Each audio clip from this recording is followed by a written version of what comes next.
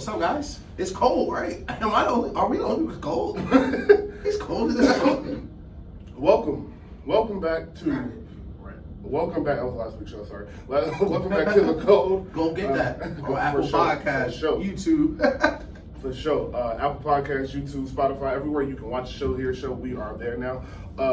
So TikTok too. TikTok as well, yes. Nothing ATL for the TikTok, nothing ATL for the Twitter.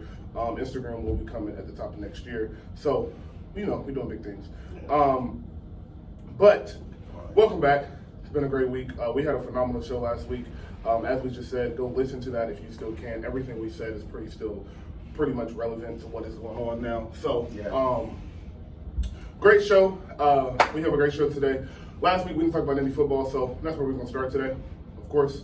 Let's go ahead and get into anything you want to say before we do start into football. Just football related, or just football, anything. I don't care.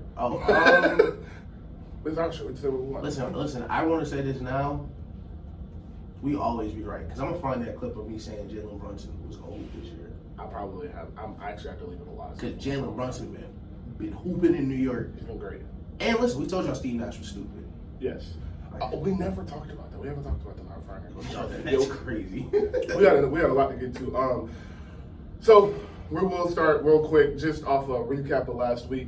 The Rams played one of the worst possessions of worst last possessions I've ever seen in my entire life last week. The Bengals looked like they were getting it together. They did beat the Panthers, but they scored a lot of points very easily, and they won 2 in a row. Geno Smith is playing like an MVP candidate. Yep. Shout out Geno. The Ravens look like they are pulling it together. Everything is. It just seems like they get hit with the injury bug every single year. Every season. But as long as 8 is back there, they're going to be straight. Oh, shout out King Drake, friend of the show. And, of course, shout out to King Drake. He had a great game last week. So, to go ahead and get into this week, Tampa Bay looks like they're about to beat Seattle. So, we'll get to that. Thank God, by the way. So, I do want to start with Dolphins-Browns. Tua looks like an MVP candidate. In my opinion, once we get into this, I will say something about that. But Tua versus the Browns today. Who you got? Sean playing today? Who? Deshaun. No, next week. It's week 10. It might get ugly in Cleveland. Oh, no, that might get ugly in Cleveland. With the pass defense, first, I want to say, off top, I'm talking about the Dolphins.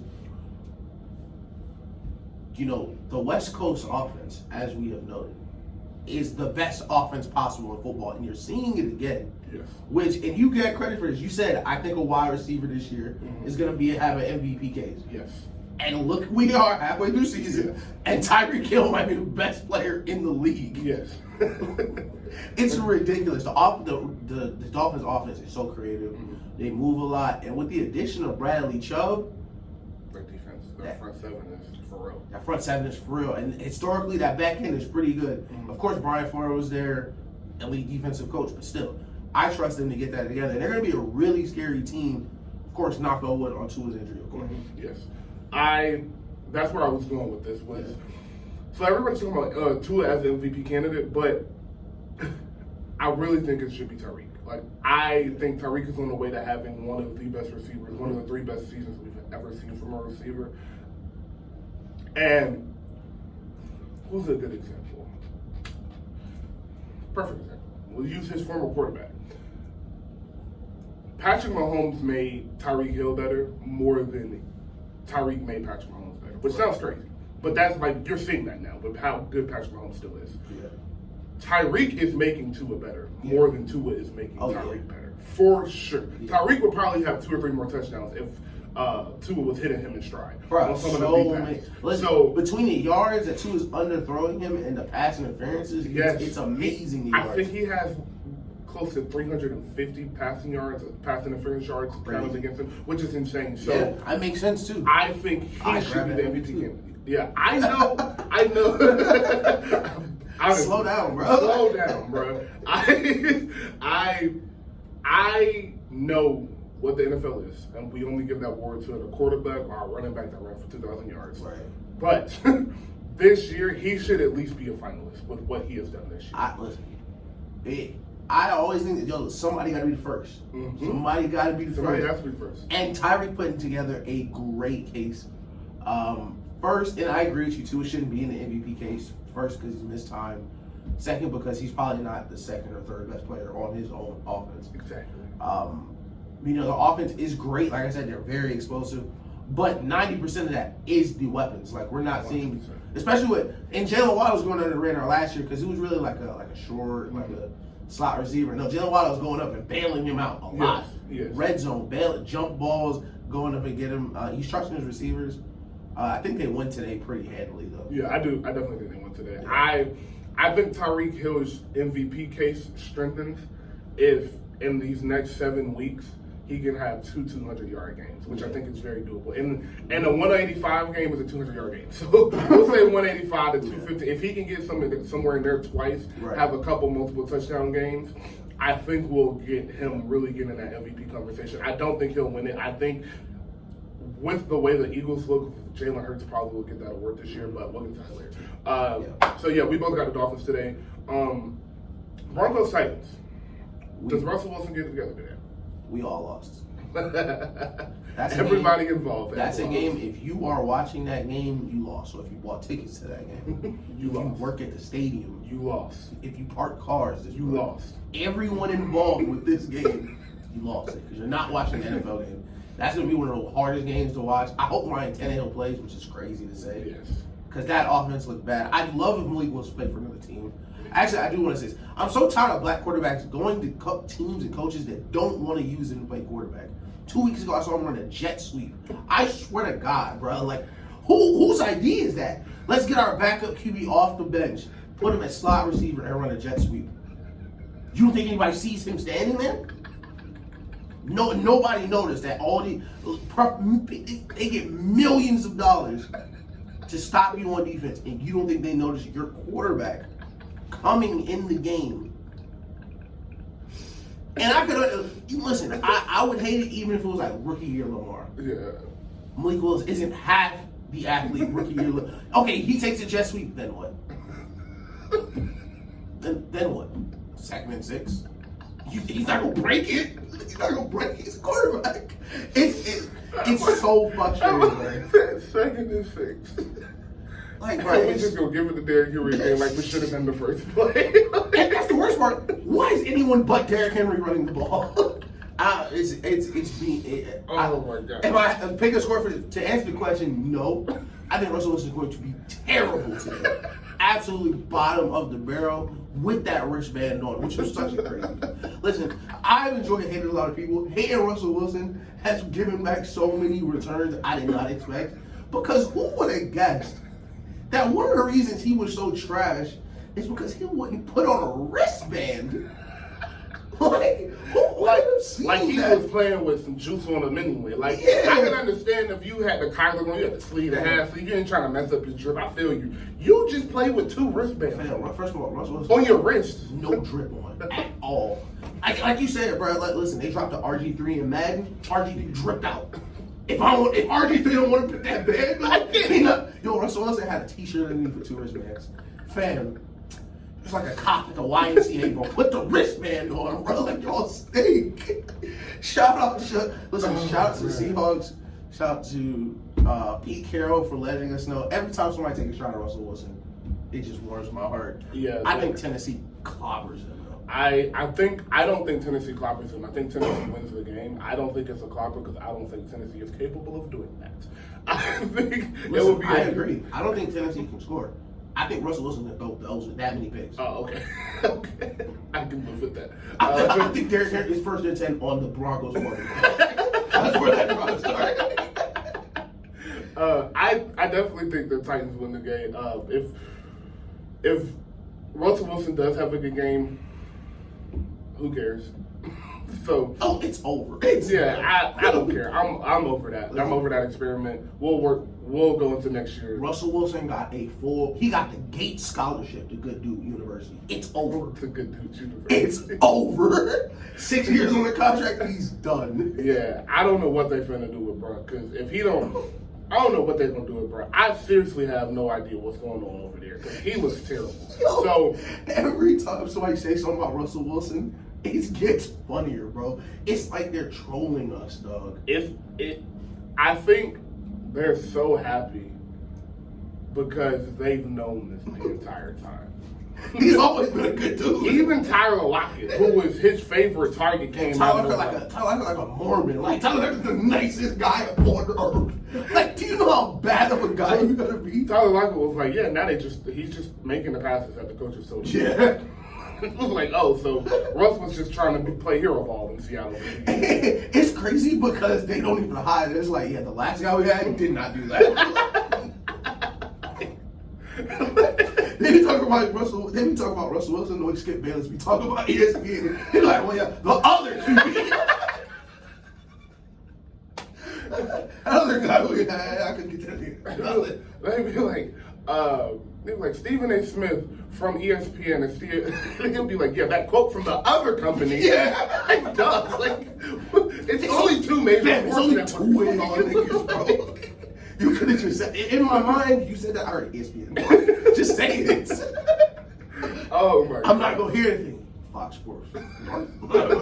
Heard Fox Sports. Oh man, and I will listen. While we're gonna talk about Fox Sports, I am enjoying First Thing First a lot. Wild is super funny. Wild is a phenomenal. Oh, did you see him raise the banner?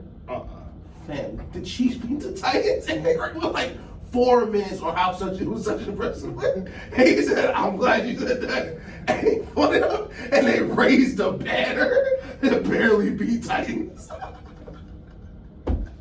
It's super funny, bro. No, they have good chemistry because they've been doing that show for a while. At 6 a.m. At 6 a.m. remote. Yeah. So, and they were getting joy out of that, doing it well. And so, coming into the studio, instead of getting up at 3 in the morning to do prep, you're getting to work at probably 12 now, 1 o'clock to do prep, and you're doing the show. And I don't know how TV network works. I know for radio, your 4 to like 8 is your prime time because obviously people are coming home from work. I don't know how it works for TV networks, but in my eyes, I feel like that's a better time to be on. So I think that little motivation of like they gave me this time slot is also something to be. Yeah, right after the Herd is a great slot. So I think that show. Yeah, they have gotten it together.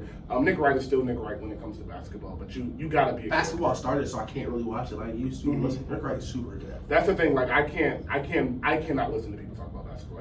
It's no more talk about basketball. Nah, the Kyrie stuff was crazy. Yeah, I just more. But yeah, he's always been good at football to me. So shout out to all of them.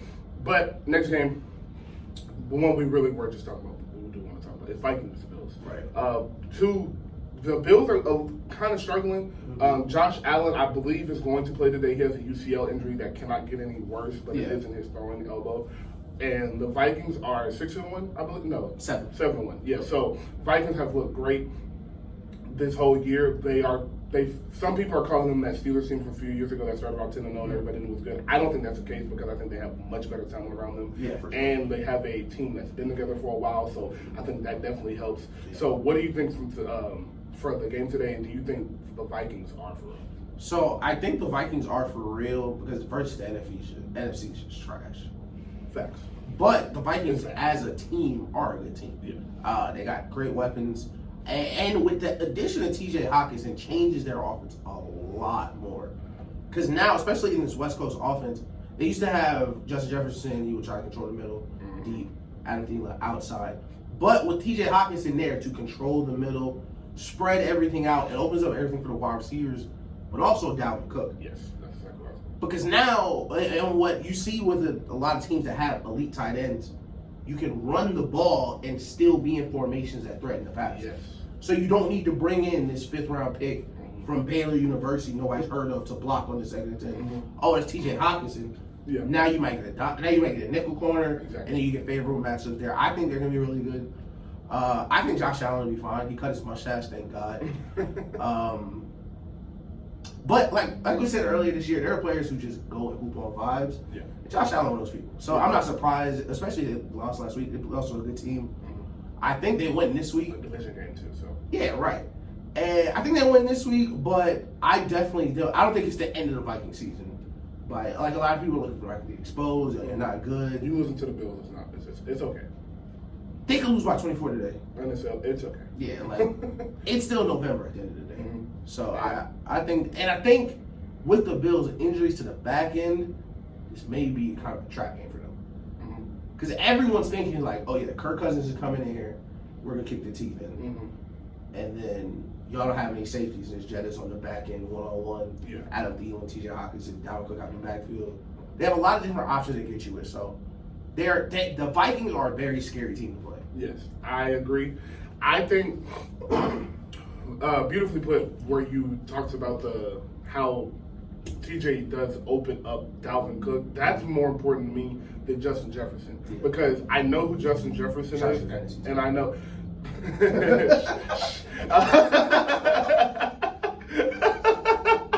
But seriously, Justin Jefferson, I just know you can't guard him. Like they've been doubling him all year, and he hasn't been scoring as much as he was last year. But he's still just like you can't stop him. Yeah, they're dominating yards. But because I do know Dalvin Cook is on my fantasy team, he's been struggling this year, and I think he's only had 2 100-yard games if I'm not mistaken. It could be 3, but I think it's only 2. But if you're the Vikings, you're looking at that like, oh, we got one of the best running backs in the league, and he ain't even got going, and we still 7-1. So I think that was a part of their scheme when they went and got TJ was, all right, this can open up Dalvin Cook. It gives him in a lot of more. We can get him in the open field, like you said. We can go shotgun. We can go 4 wide and have him in the backfield and run a little fake read option just to hold the defense in and get Dalvin Cook the ball in open field a little bit more. And then, like you said, when you do go I formation, single back, and all of that, the option to pass is still there. And when you bring in 2 linebackers, or you go to you leave that nickel look and go to your 4-3 or your 3-4, that opens up the passing game because you don't got anybody to really double Adam and Justin. And I trust one of them to get open. Exactly. So I really think the Vikings are building something special over there. I think their defense is always solid. The defense is always solid. You never hear the Vikings got a bottom 10 defense or anything like that. Right. So I don't think they win this game today, but wouldn't surprise me at all if they do. I do want to ask, are you worried about Josh Allen and how much they're asking him to do over there without them getting? Because they didn't get Christian McCaffrey, and I said they really should have. Really, I don't know. The way Christian McCaffrey looks right now, thank God. For real. But I think they're asking Josh Allen to do too much. Do you feel that way, or do you feel like Josh, he can handle it? So I think they're asking him to do too much, but I don't. I think they know it's not sustainable. Okay. Especially at this point in the career, because now he's getting hurt. Yes. And he didn't have like a regular, he sprained his ankle. Like they didn't know if he could keep throwing the ball. Yes. So I think you see a lot less design runs. I think you see a lot less, Josh Allen beat the run game. And I think I think it's more likely they just sacrifice the run game than change the way they're going to play. Okay. I think it's more likely that instead of those being like design runs or, okay, we're going to give it to the running back now. No, we're just going to short pass game. And I think he's going to have to win more from the pocket for the next couple games, healing up. And I think that's going to help him in the long run for sure. For sure. But, Josh Allen, just on vibes. Yeah. He's just a hooper. So, for sure. You're going to tell him to stay in the pocket. You're going to hope he stays in the pocket. But fat much Josh Allen. And that's something, I'm glad you said that because when I saw a lot of the talking heads this week talk about, they keep giving him the ball and making him run. And I'm like, hey, look, and here it is. I told you one who gets brought up. I watched Cam Newton for a long time. Same thing, bro. Yeah. Hey, we is not giving the ball. But when you are a football player at that quarterback position and you just don't care, like you just want to win by any means, you're not thinking about next week. Right. I'm about to go get this 2 yards and you're going to feel it. Yeah. I don't care. You're going to stop me from You're going to have to stop me. Yeah. Stop it. I'm going to make you feel this and I'm going to make you do it every single time I feel like it. Yeah. And you just, when people got that mentality, you love them for it. Yeah. But it could potentially cut his career short. But it's like, do you want the full package of Josh Allen? Right. Or do you want the heavens in him and it changes his whole game? It's almost like a Twilight Zone curse for the coach. It's like, man, I got this once in a generation lifetime talent. Why would I stop him from using the God-given gifts? Why would I make him a different player? Exactly. Well, I need to do it to protect him.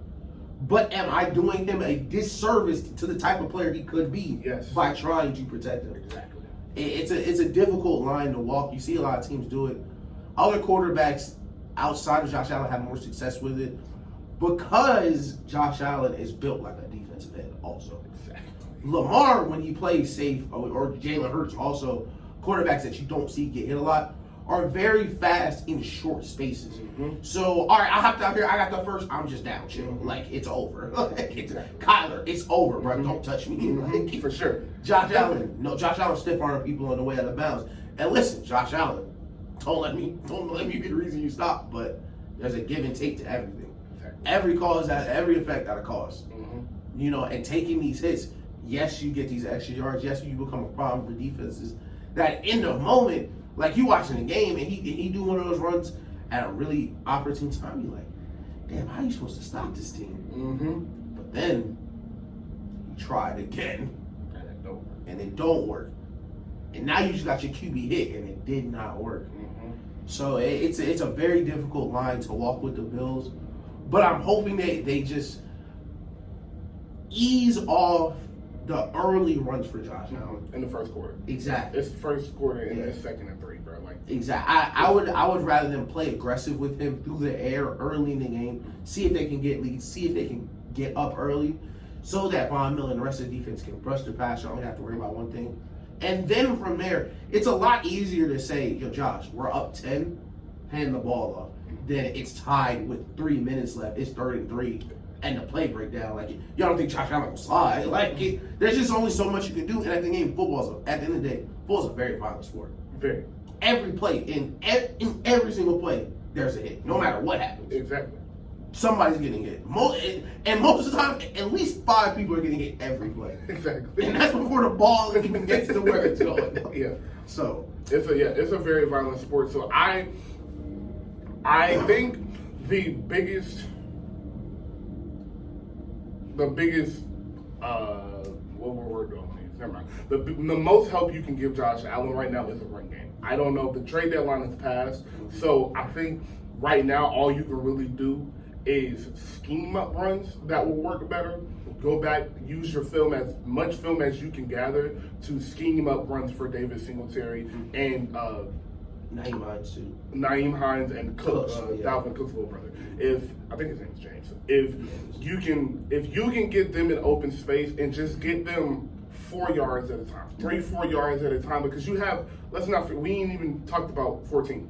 Stephon Diggs, best receiver in football right now. Him, Tyreek, and Devontae, best 3 receivers in football. I don't even really think. Well, it's a question because the 2 LSU boys is stupid. Jacoby Myers. Okay. Friend of the show. Shout out But yeah, if you can just get them, like you said, in the quarters 1 through 3, if you can just get them 65, 70 yards a piece between the 3 running backs. Like your team just has 65 to 80 rushing yards a game between quarters 1 and 3. You can say, all right, Josh, here you go. Yeah. Give you the keys, do what you need to do in this 4th quarter to win this game. But like you said, you can't just ask him to do that every play because football's too fun. I know he's built like a defensive end, but the defensive end built like defensive ends too. Yeah. and nowadays they're really not. They're built like safeties that added weight and then wanted to play DL. Yeah, like their defensive ends running 4-4 now. Yeah, that didn't happen 10, 15 years ago. So it's a tricky situation because you do have to win these games. Because like we said, that's the beauty of football is every week is so important. And as you get to these last 7 weeks of the season, and week 7 weeks, 6 weeks, 5, these playoff seedings, they matter. The amount you win by against certain teams starts to matter. So when it's that important, it's just hard to tell a guy that's competitive. You'll stop. And a lot of the Josh Allen, the oh my God, he's playing so bad. Listen, the Jets defense is really, really good. It's really good. And they might have the best corner in the league right now. Like, and if he's not the best, he's for sure top 5. Video coming out on that. So that is where I want them to go. They have a bye this week, but I did want to ask you about the Jets. Yeah. How do you feel about them? And we've seen the Chargers do it.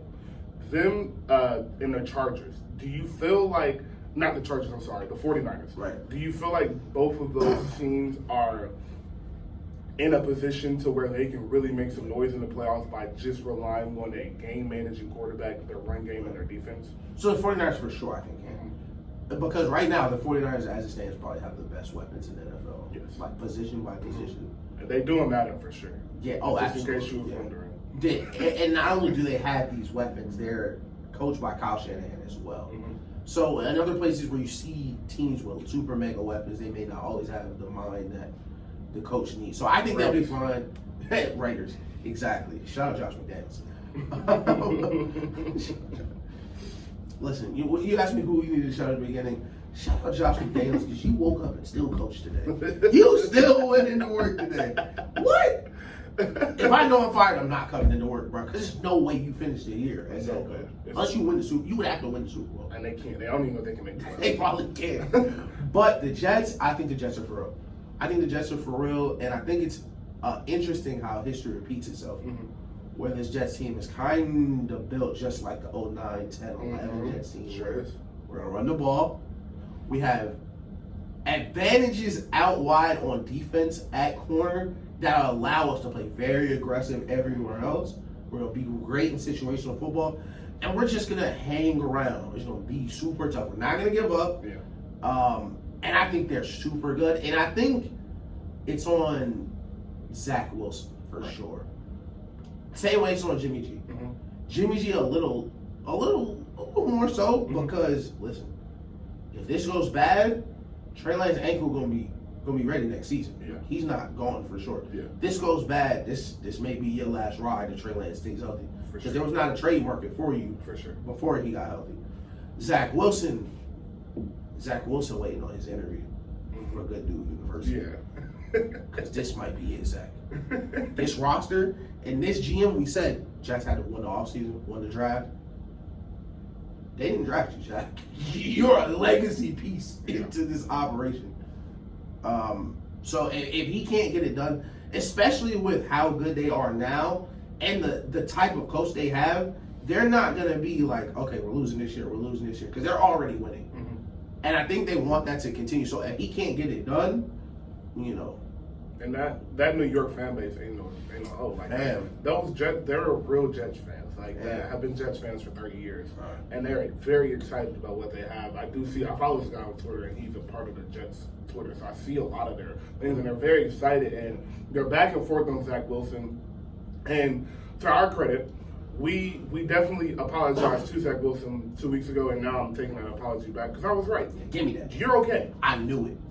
You're okay. Yeah. And where I think you said this about Jimmy G, you said Jimmy and Zach, it falls on your shoulders.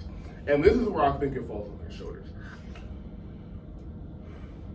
In the playoffs, I do think both of these teams make the playoffs.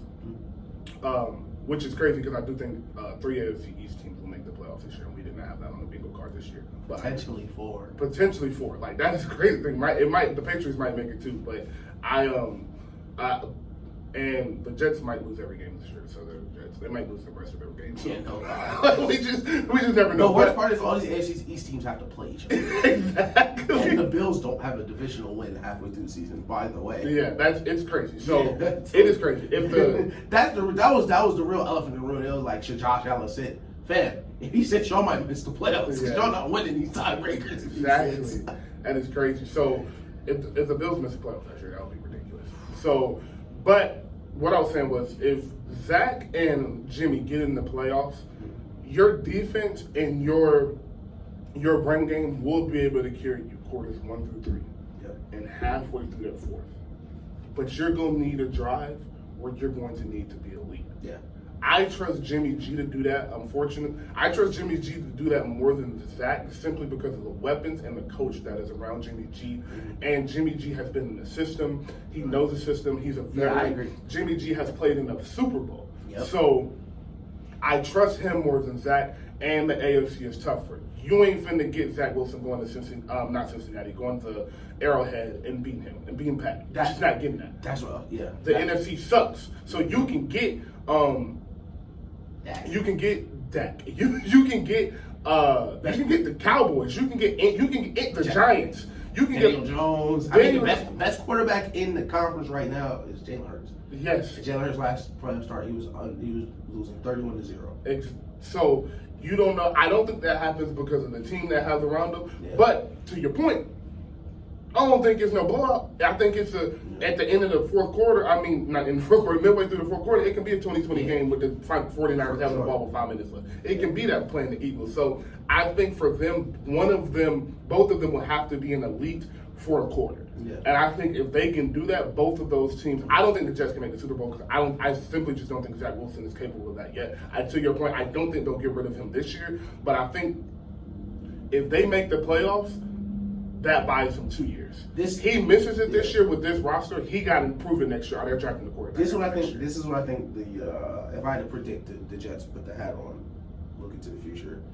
I think they're going to be very competitive this year. Maybe make the playoffs, but I think no matter what, at the end of this season, the GM, coach, the owner says we need to get him a wide receiver, and then we'll know. Yes, I agree. If we that's all we need. If we get him one wide receiver, whoever it may be, an elite wide receiver, then we'll know for sure if you're that guy. Yes, and I think if we're being honest, you have the proof now. Yeah. Every young quarterback that has gotten a receiver has taken that next step. Yep. Tua, Jalen Hurts, Josh Allen. Yep. I think I'm missing one. Herbert. Herbert came in with it, but you saw he came in with it. He got straight to it. He's not a young quarterback. Tom Brady changed his weapons and won the Super Bowl. Not a young, but exactly. Change your weapons, won the Super Bowl. Exactly. So, listen. You know what's funny? Daniel Jones, actually. Not even just Daniel Jones. DK and Russ for a little bit. Yes. DK and Russ for a little bit. We didn't know. We didn't know. Mm-hmm. We thought it was Russ, taking DK under the wing. Nah, it was the other way this whole time. The other way around this whole time. Yeah. Having DK and Tyler Lockett was helping Russ a lot, and you see that now. So shout out Tyler Lockett for not getting tackled. Oh yes, he hasn't been tackled one time this season. Shout out Tyler Lockett. Tyler Lockett lost him a game. Almost lost him the game the other day because he didn't want to get. Talking about 3rd and 15. Fam, no, because I'm watching the 3rd and 15, and he catch it, and he go down. I'm like, damn, Tyler Lockett just get hurt. Like, why did you go get to first? Bro, and then he got up and looked confused. Yeah. Like it wasn't his fault. Like, you fell. Nobody touched you. I was like, Tyler Lockett don't get it. I was like, man, what a smart guy.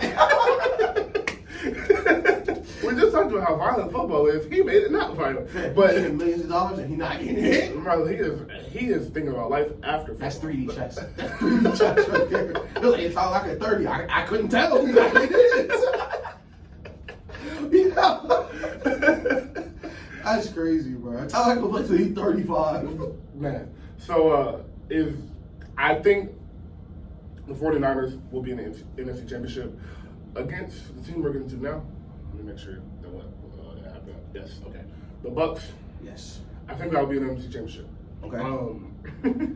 So this is why. Brady's just a lucky guy. He's just a lucky guy, man.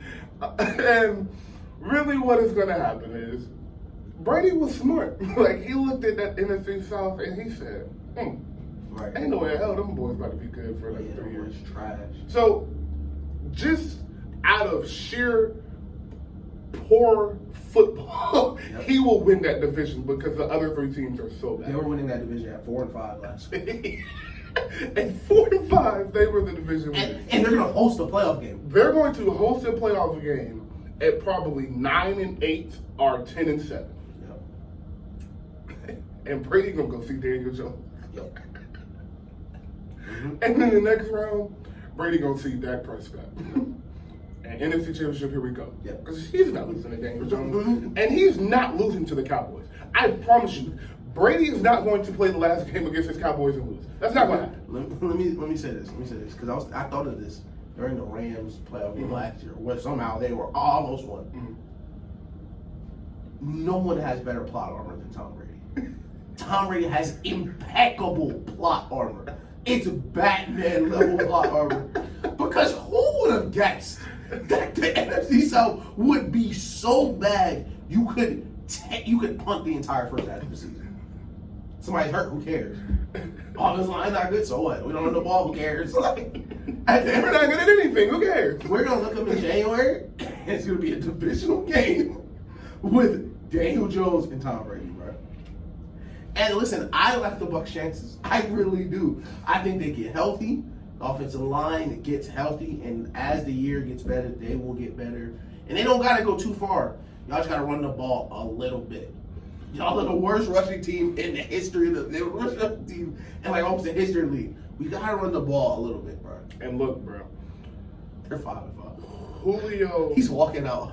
Into the jury. They're 5-5. 5-5.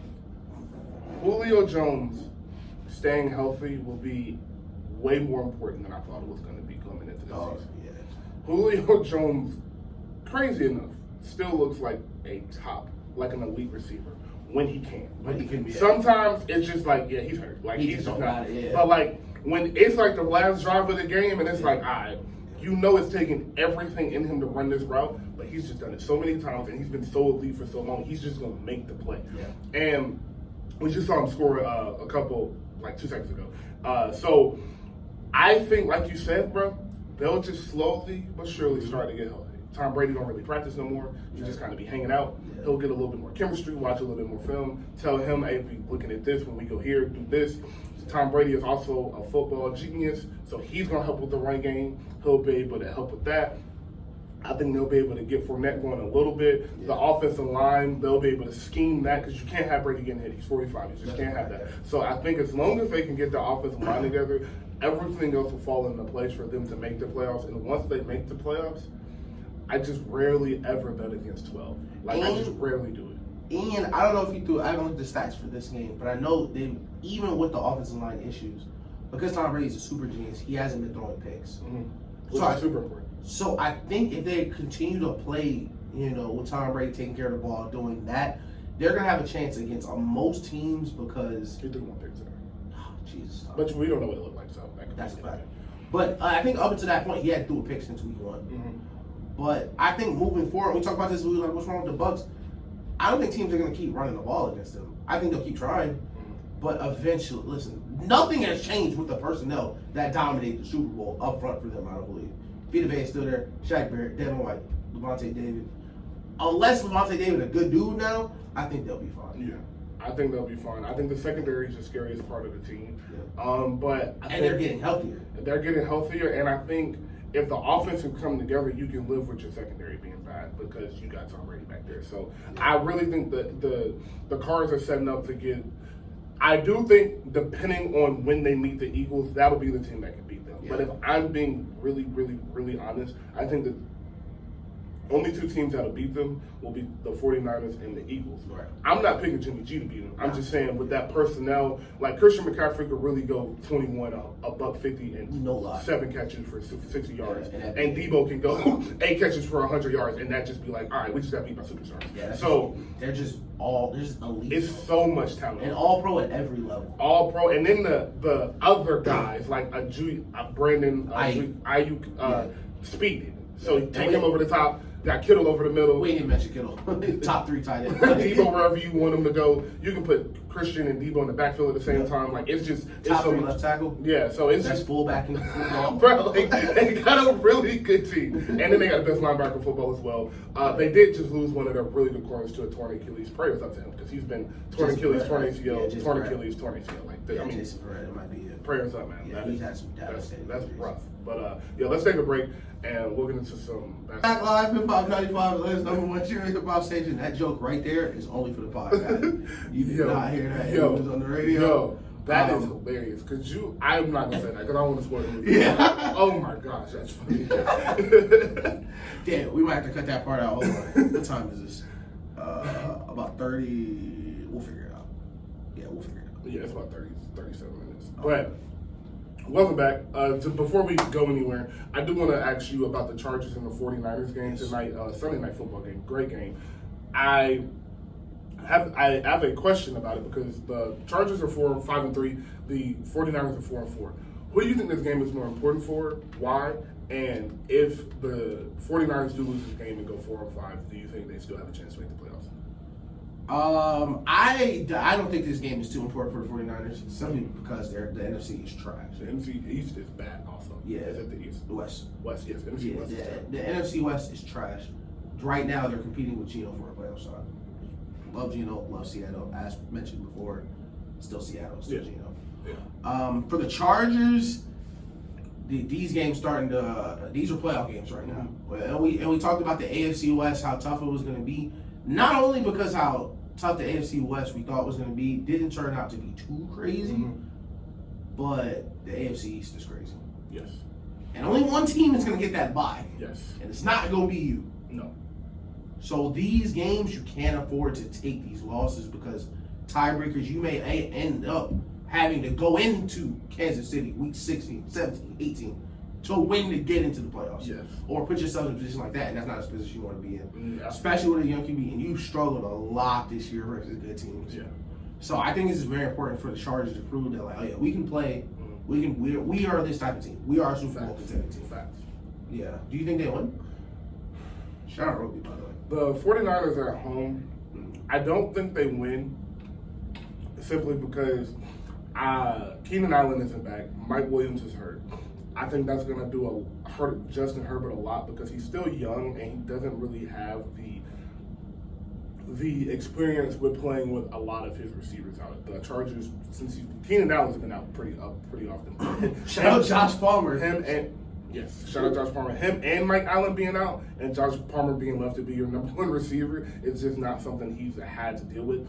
And I usually don't mind situations where a receiver is out for a game or two if you have a really good tight end that you're comfortable with. And the Chargers have a decent tight end, but it's not somebody Justin Herbert is consistently relying on for me to be like, remember how Greg Olsen was like Cam's security blanket.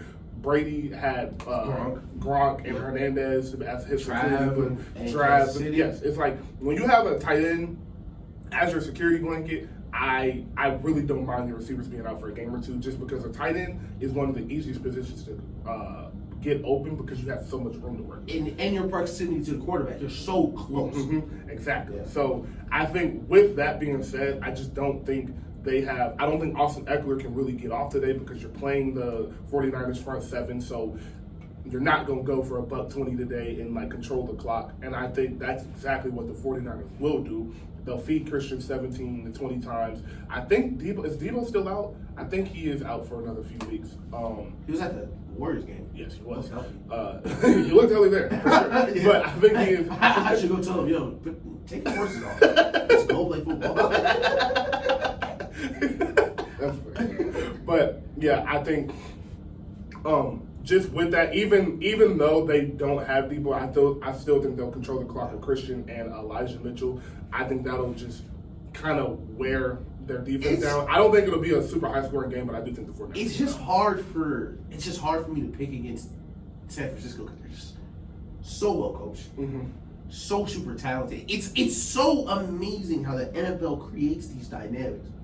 Where's the best coached offense in the league with the best weapons, ran by a guy who you do not know what he's gonna do. It's incredible content. Yeah. You just never. He could run out the back of it in the end zone, throw a pick on the same play, but they also could score 6 straight touchdowns on you. Like you just never know what you're gonna get. 21 to 24 3 times. And you just be like, oh, okay. Jimmy G can throw 6 passes and 4 of them score. And you're like, dang, bro, we really had a chance today. The whole time you never had a chance. You just is he gonna drop back and throw it to the defense? Maybe. Is he gonna drop back, hand it to Debo, and Debo make 6 people miss? Put it on Instagram later. That was so funny. I'm telling you, we talked about this early in the year, like the new culture of trash talking, like players tweeting. I'm telling you, I want to see who's gonna take it too far. Somebody's gonna take it too far. Somebody's gonna take it too far. Somebody's gonna take it. They have to. Somebody's gonna have real beef with somebody and take it way too far. I cannot wait. It's gonna be Ant Edwards. It's gonna be Ant. So they say, never mind. I'm not gonna say that on there. I'm not gonna say that on there. Shout out Ant Edwards. Friend of Atlanta as well. So we will shift gears to the NBA real quick. I do want to ask you about some teams, some storylines going around the league. First team I want to ask you about is the team you picked to go to the NFC Championship. I'm so sorry, still in football. The Western Conference Finals. The Minnesota Timberwolves. Yeah. And when you made that pick, I was fully supportive of it. Simply because I thought their roster was really good. Yeah. They right now are the 13th seed in the West at 5-8. Right. Again, that's 5-8. 13 games have been played, which means we have over 60-something games to be played. Yeah. So it's not the biggest deal by any stretch of the imagination, but it is a little worrisome because of how they're losing games. Yeah. So my question to you is, do you think they can get it together, or do you want to change your pick now? No, I definitely think they'll get it together. I think the playoff seedings are going to do a lot of flipping and turning, especially in the Western Conference later in the year. I think Timberwolves, I think Trailblazers, they'll drop a little bit. I think depending on health, of course, two teams can fall and rise, but I don't know if D'Lo know it. Don't know. Because I've never seen D'Lo play this bad. And it's not just... He's playing really bad. I can understand shooting slumps to start the year. Yeah, I always understand. Or, turnovers early in the year, getting back in shape. Facts. Fam, I was watching the game on League Pass. And the play starts. And they're matching up. They're like, damn, why is this guy open? The Timberwolves played 2 shots, 4-on-5. Because D'Angelo Russell didn't know he was supposed to be in the game. And worse, when he realized it, he didn't run on the court immediately. He waited until they shot it to run back on the court. I don't know what's going on with D'Lo. I don't know. He was stretching. He was watching the game and just stretching. Fam, I don't know if him and his girl going through something, or maybe it's Rudy Gobert. I don't know. And the issue with me for that is I play point guard, bro. As a point guard, you're supposed to know everything that's going on. So even when you're on the sideline, it being 4 players on the court is something you should know. Rudy Gobert had done that. We would have made fun of him. It would have been a great time. But it's like, you play center. You don't really need to know that much. You don't be doing too much. You play point guard, D'Angelo. You should know this immediately. Oh, it's only 4 people on the court. And then you should be like, oh, I'm supposed to be on the court. My thing is, this is my thing. And you know what? I'm going to shoot D'Lo some bail. Because this is what I would say if I was the coach. Because I think D'Lo right now, we got to get in D'Lo corner. Because everybody calling him stupid and trash. This is what I would say. Anybody could have ran out there. We all watched that play 4-on-5.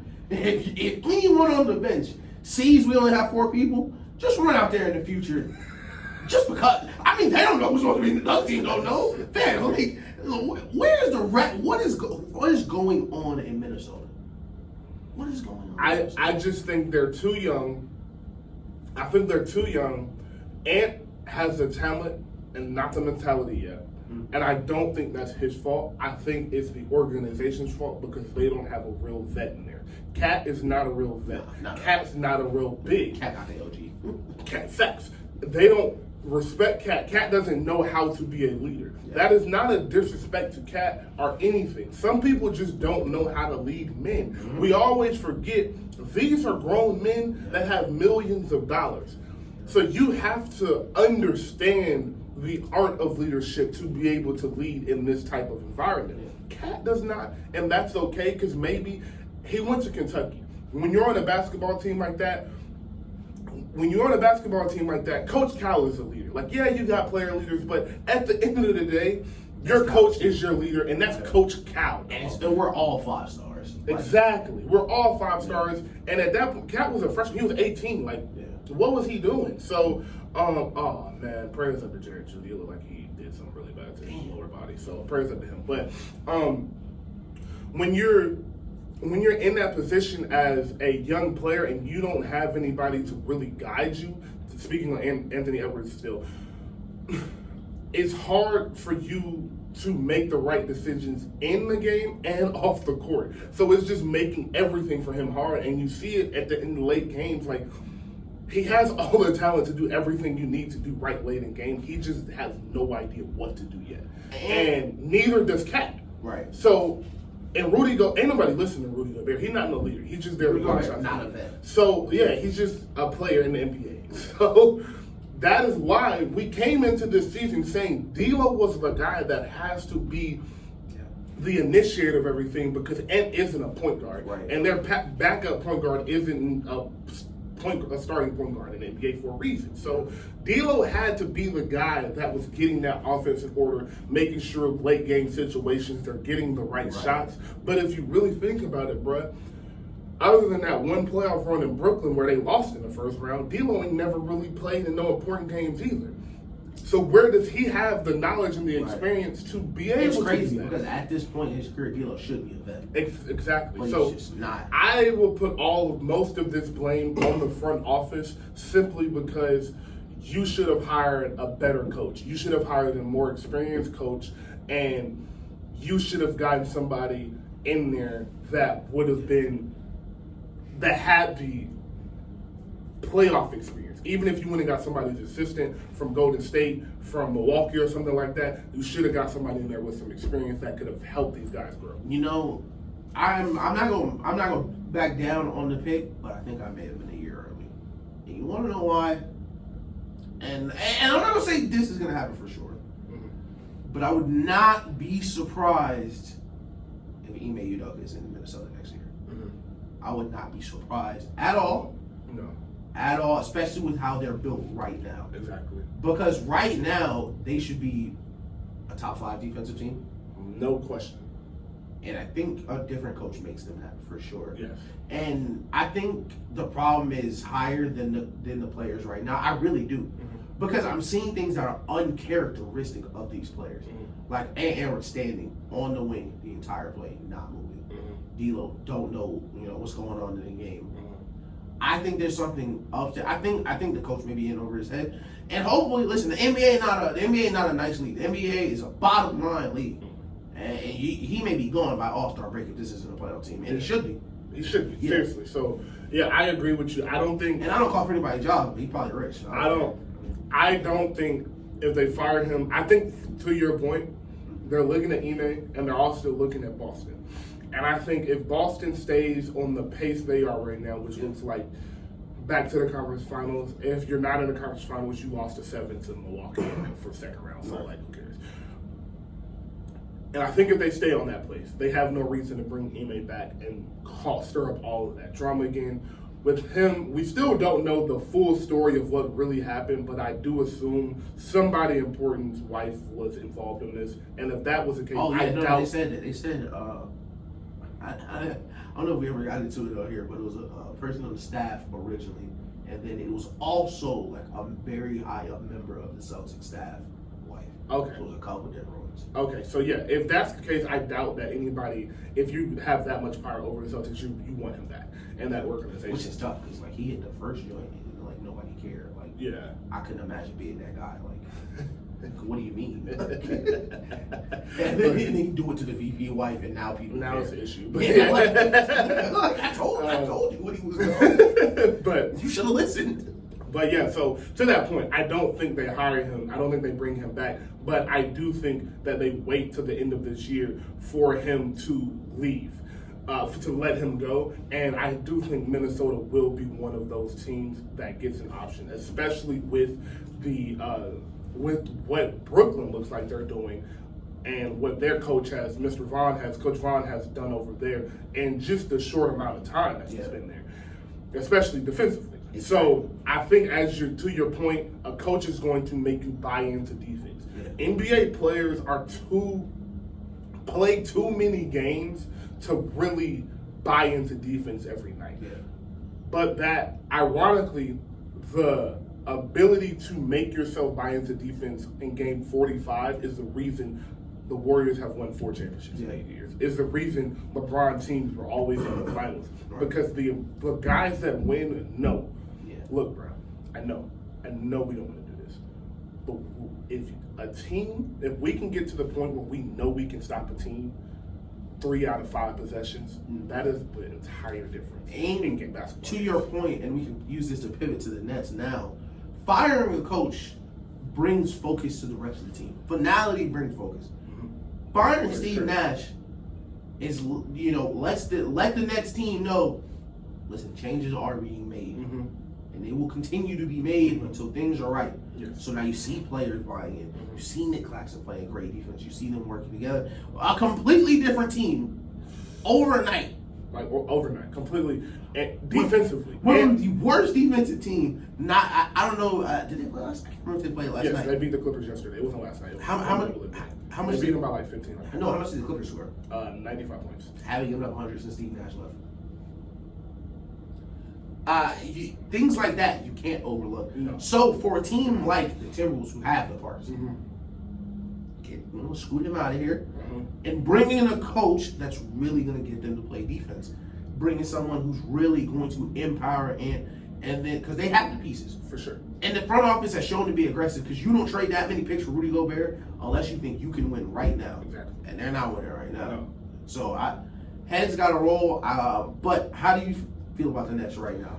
Right now, I am very encouraged by the Nets because I did pick them to go to the finals this year. And the reason I picked them was because I still do think Kevin Durant is undoubtedly a top 3 player on this planet. For sure.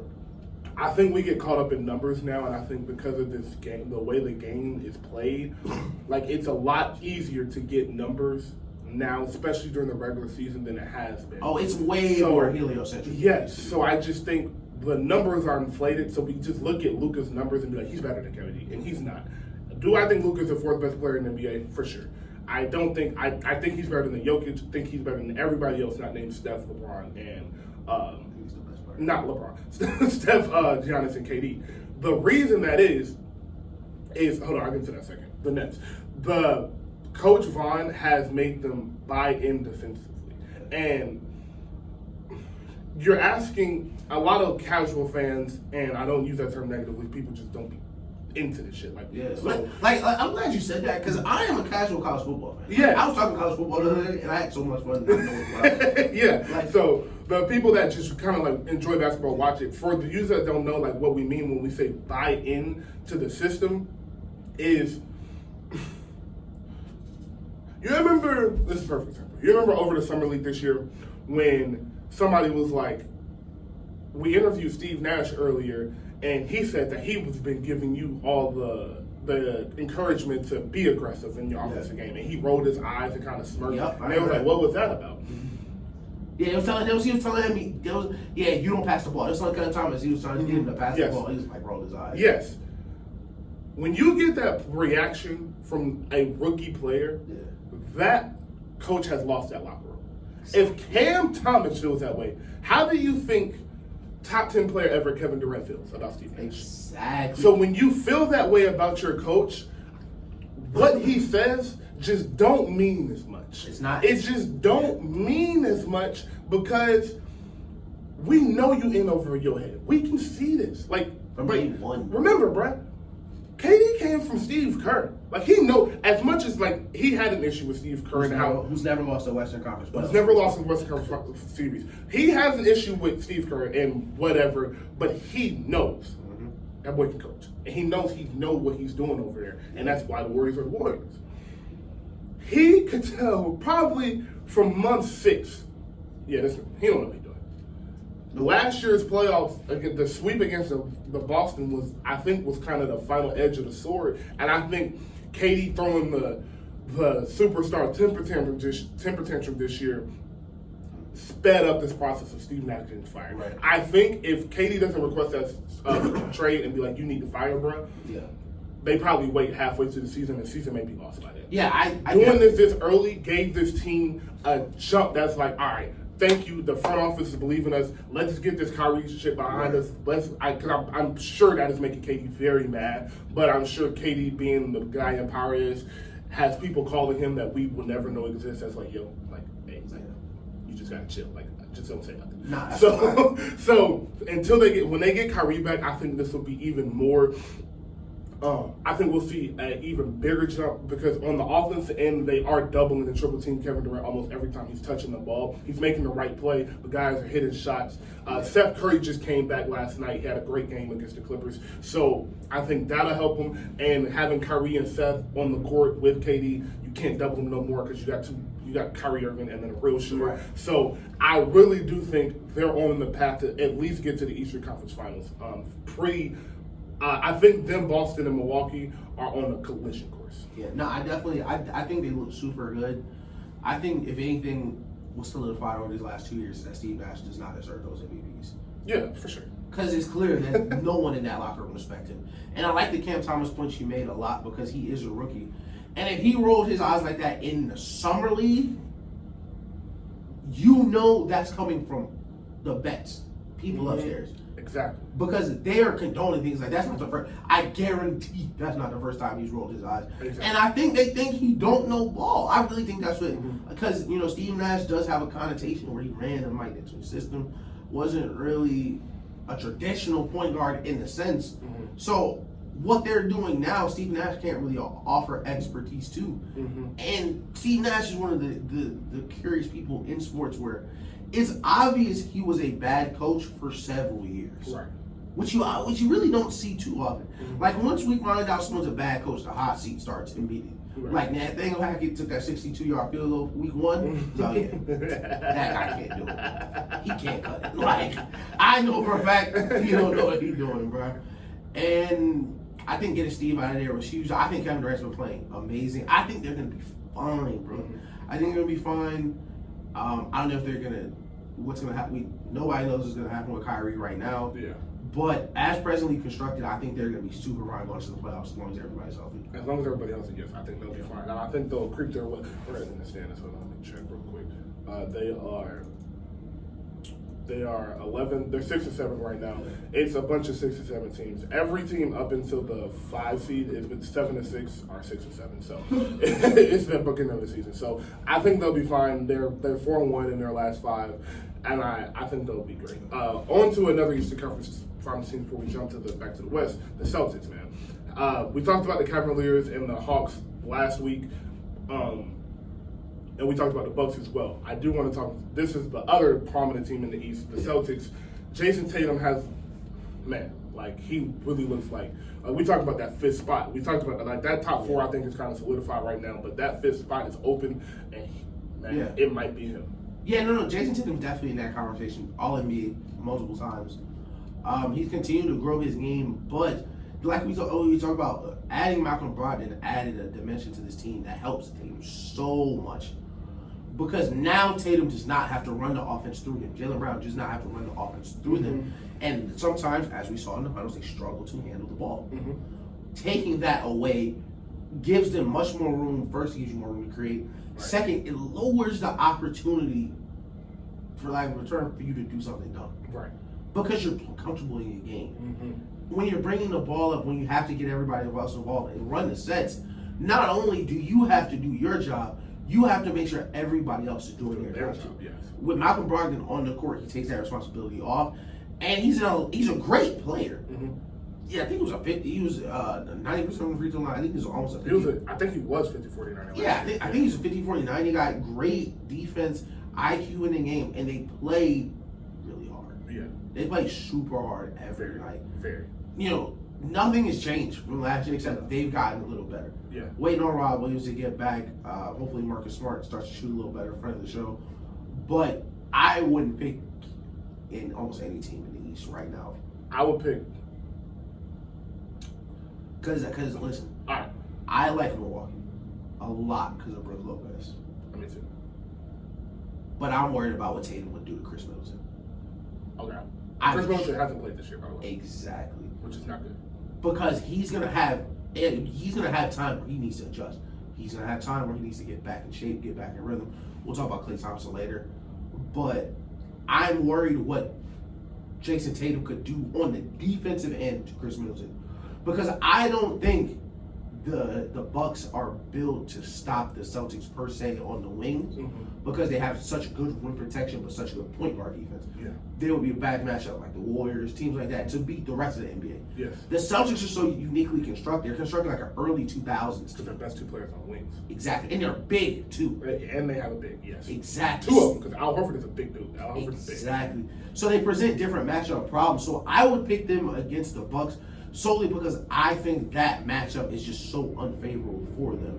And that's the problem that Jason Tatum creates. And that's why I think he's a top 5 player in the league, because he creates a matchup problem few teams in the NBA really have an answer for at this point because of the weapons around him and how Boston uses it. So,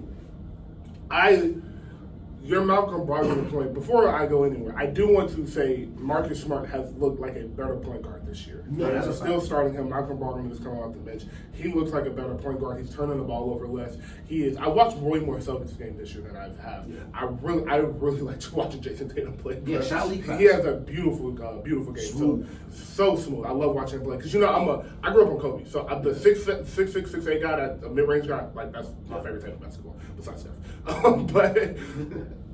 But your point about Malcolm Brogdon is so important because the beauty of all of this is just, first off, we talk about a lot how the NBA moves so fast. I think teams do a bad job of trying to keep teams together. I think we're starting to see it more. I think that team in Orlando stayed together for a few years. You'll see a good team. Memphis will stay together for a while. The Rockets, they're terrible right now, but they have a lot of young talent over there. I think they'll stay together. So the Celtics, Pelicans, yes, and the Celtics are another one of those teams that have been together since 2018. Of these main, Marcus Smart, Jason Tatum, Jaylen Brown, Al Horford's been there for, I think he came in 2019. That core has been together for a long time. Grant Williams has been there for a while. So these players, when we say keep a team together, you can only keep about 4 to 6, 7. Right. But if the 4 to 6, 7 is your main rotation, you can rotate. You can come in and get rotational players pretty easily. Because when you have that, when you've built a culture, you don't got no choice to buy into the culture. It's our 7 best players that bought into it. Like you ain't come to be the 8th man and not do what we doing over here. So because they have built a culture, they have really grown together. They have had a lot of experience. Tatum was in the Eastern Conference Finals against LeBron James, one of the best versions of LeBron James we've ever seen his rookie year. So he has a lot of experience. To your point, Jaylen Brown and Jason Tatum were making too many point guard decisions that they just weren't ready to make. Yeah. Malcolm Brogdon has come in at the same time. Jason Tatum is starting to figure out how to make those decisions. Right. So instead of Jason Tatum having to make those decisions between 1 and 4, it's now just the fourth quarter. We're just giving you the rock and letting you run our offense. Right. But you have so much experience now, you're always making the right play. And even when you don't, even if you do make a mistake, we got this point guard. We got 2 point guards over here because Marcus Smart is a point guard. I don't want to take that away from him. He just still has room to grow. Malcolm Brogdon has that step because he has played in a great system. But Malcolm Brogdon hasn't played a lot of important playoff basketball. So that's where I do think Tatum, Marcus Smart, and Jaylen will help him is the important basketball in those key moments. Like we always talk about, our favorite thing to talk about is a close in the quarter. When we get into the breakdowns that we have coming soon, when we get into around playoff time, I'm going to show y'all, we're going to do breakdowns about how important a close a quarter, a close a half, all of these are so important. So I just think Tatum has grown so much in between these past 4 years, and having 2 point guards come in and them just being able to share the load now has helped him so much. And I will say, I think Ime helped him a lot last year. I think Ime helped him a lot. And lastly, that boy's defense is real. He really get back and play defense every single possession. Yeah, he's big. And he's big, yes, and he's good at it. So Tatum, I like you said, I got him top 5 right now because something you said about Jokic that I thought was super important. You said it like last month, and you said the reason you can't have Jokic better than Steph is because Steph proved he can't be on the court in the most important moments. Yeah. And I think that is something that will come into play every single playoff run for as long as the Nuggets have that core together. Exactly. Jokic just can't be on the court in certain moments, and Tatum in those moments thrives. So, And I think what your point with Tatum having, it's watering down the decisions he has to make, and that was what they needed to do. Because he led the playoffs in turnovers last year, broke the record, whatever. Okay. Well, the reason he was doing that is because he was such a great decision maker. He had been making decisions for the team the entire playoff run. Yes. Which is a strength of him. He's a great decision maker. But, like all great decision makers, Matt Johnson, Larry Bird, great passers have an extraordinarily high amount of turnovers. Yes. Him being, learning, him learning how to do that against the best defenses, that's going to happen. But with everything being watered down, making his choices, easier and, fewer and far between. Knowing that, like you said, he's going to make the right choice makes it, makes it all work pretty well. But at this time, another reason I have him in my top 5 is I don't think there's a huge gap between him and Luka. I don't even. Not even. I don't think. Like I think it's like that. like even if it is a gap. I think it's a gap, but I don't think it's a gap, and this is why. Luka is just asked to do more. I think if you flip Tatum and Luka, their stats would be super similar because I think if you just said, "Hey, Tatum, you can do what you want for 48 minutes," I think Tatum can give you a lot of triple doubles, a lot of 40-point balls. I think Tatum is playing more within a system, and he has a lot around him to make him better. I think Luka will look great. Don't get me wrong. I'm not saying like the Celtics will take any type of a drop with Luka. I do think defensively they take a little smidge of hair, but that is where the why I don't think it's a giant gap in between them comes into play is because of the defensive end. Right. Do I think Luka is a smidge better on offense than Tatum? Of course. That Luka is just disgusting on offense. But I think the way Tatum is able to play defense makes up that little gap. So I don't really think it's much of a gap at all. Yeah, no, that's the reason I say you can't have them too far away from each other. The gap I have from them is like the third best player in the league is like the fifth. And it's like somebody, like one person really playing well that night. But like you said, Tatum's defense is what equals it out for him. Because end of game, 24 seconds. If I don't, at least they dribbling the ball up at the top of the heat, they're gonna ISO Jason Tatum. I'm not calling timeout. I'm not calling timeout. Right. If we lose because Jason Tatum can't guard you, I'm super proud with that. Yeah. That's not what's happening in Dallas. No. And I love Luka. I think Luka's on pace to win MVP, probably. I think he deserves it. I think he's one of the best players in the league. But also, I think Tatum's one of the best players in the league, too. And Tatum's just so well-rounded that I think keeps him in that top 5. I think he's super underrated in that quality where, like, okay, yeah, he's not averaging 35. He's not averaging almost triple-double. Well, he doesn't. Well, first of all, they don't play that heliocentric way. Like, if Luka comes to Celtics, his numbers would look closer to Tatum's because he's not going to have the same amount of possessions that you have in Boston because he has, like, the highest usage rate ever in Dallas. And which makes sense. But to pivot to Dallas, do you think they're on pace to go back to deep playoff run? Or? So, yes and no. Because right now they're 7-6. They're kind of. I think this is kind of where they stay. I think they kind of stay around that 4 to 6 seed. I think that's where they'll be. But a deep playoff run is predicated on who they have to play. That's a fact. And as simple as that. I think if they get a 4 seed and they gotta play, or they get the 3 seed and they gotta play Golden State in the second round, no. But I do think if they gotta play the Nuggets and they gotta play the Suns again, yeah, they can do it. I just think it's matchup based for them because of how their team is built. I think their team is poorly built. I think Luka had to sign that max, because that's like changing money.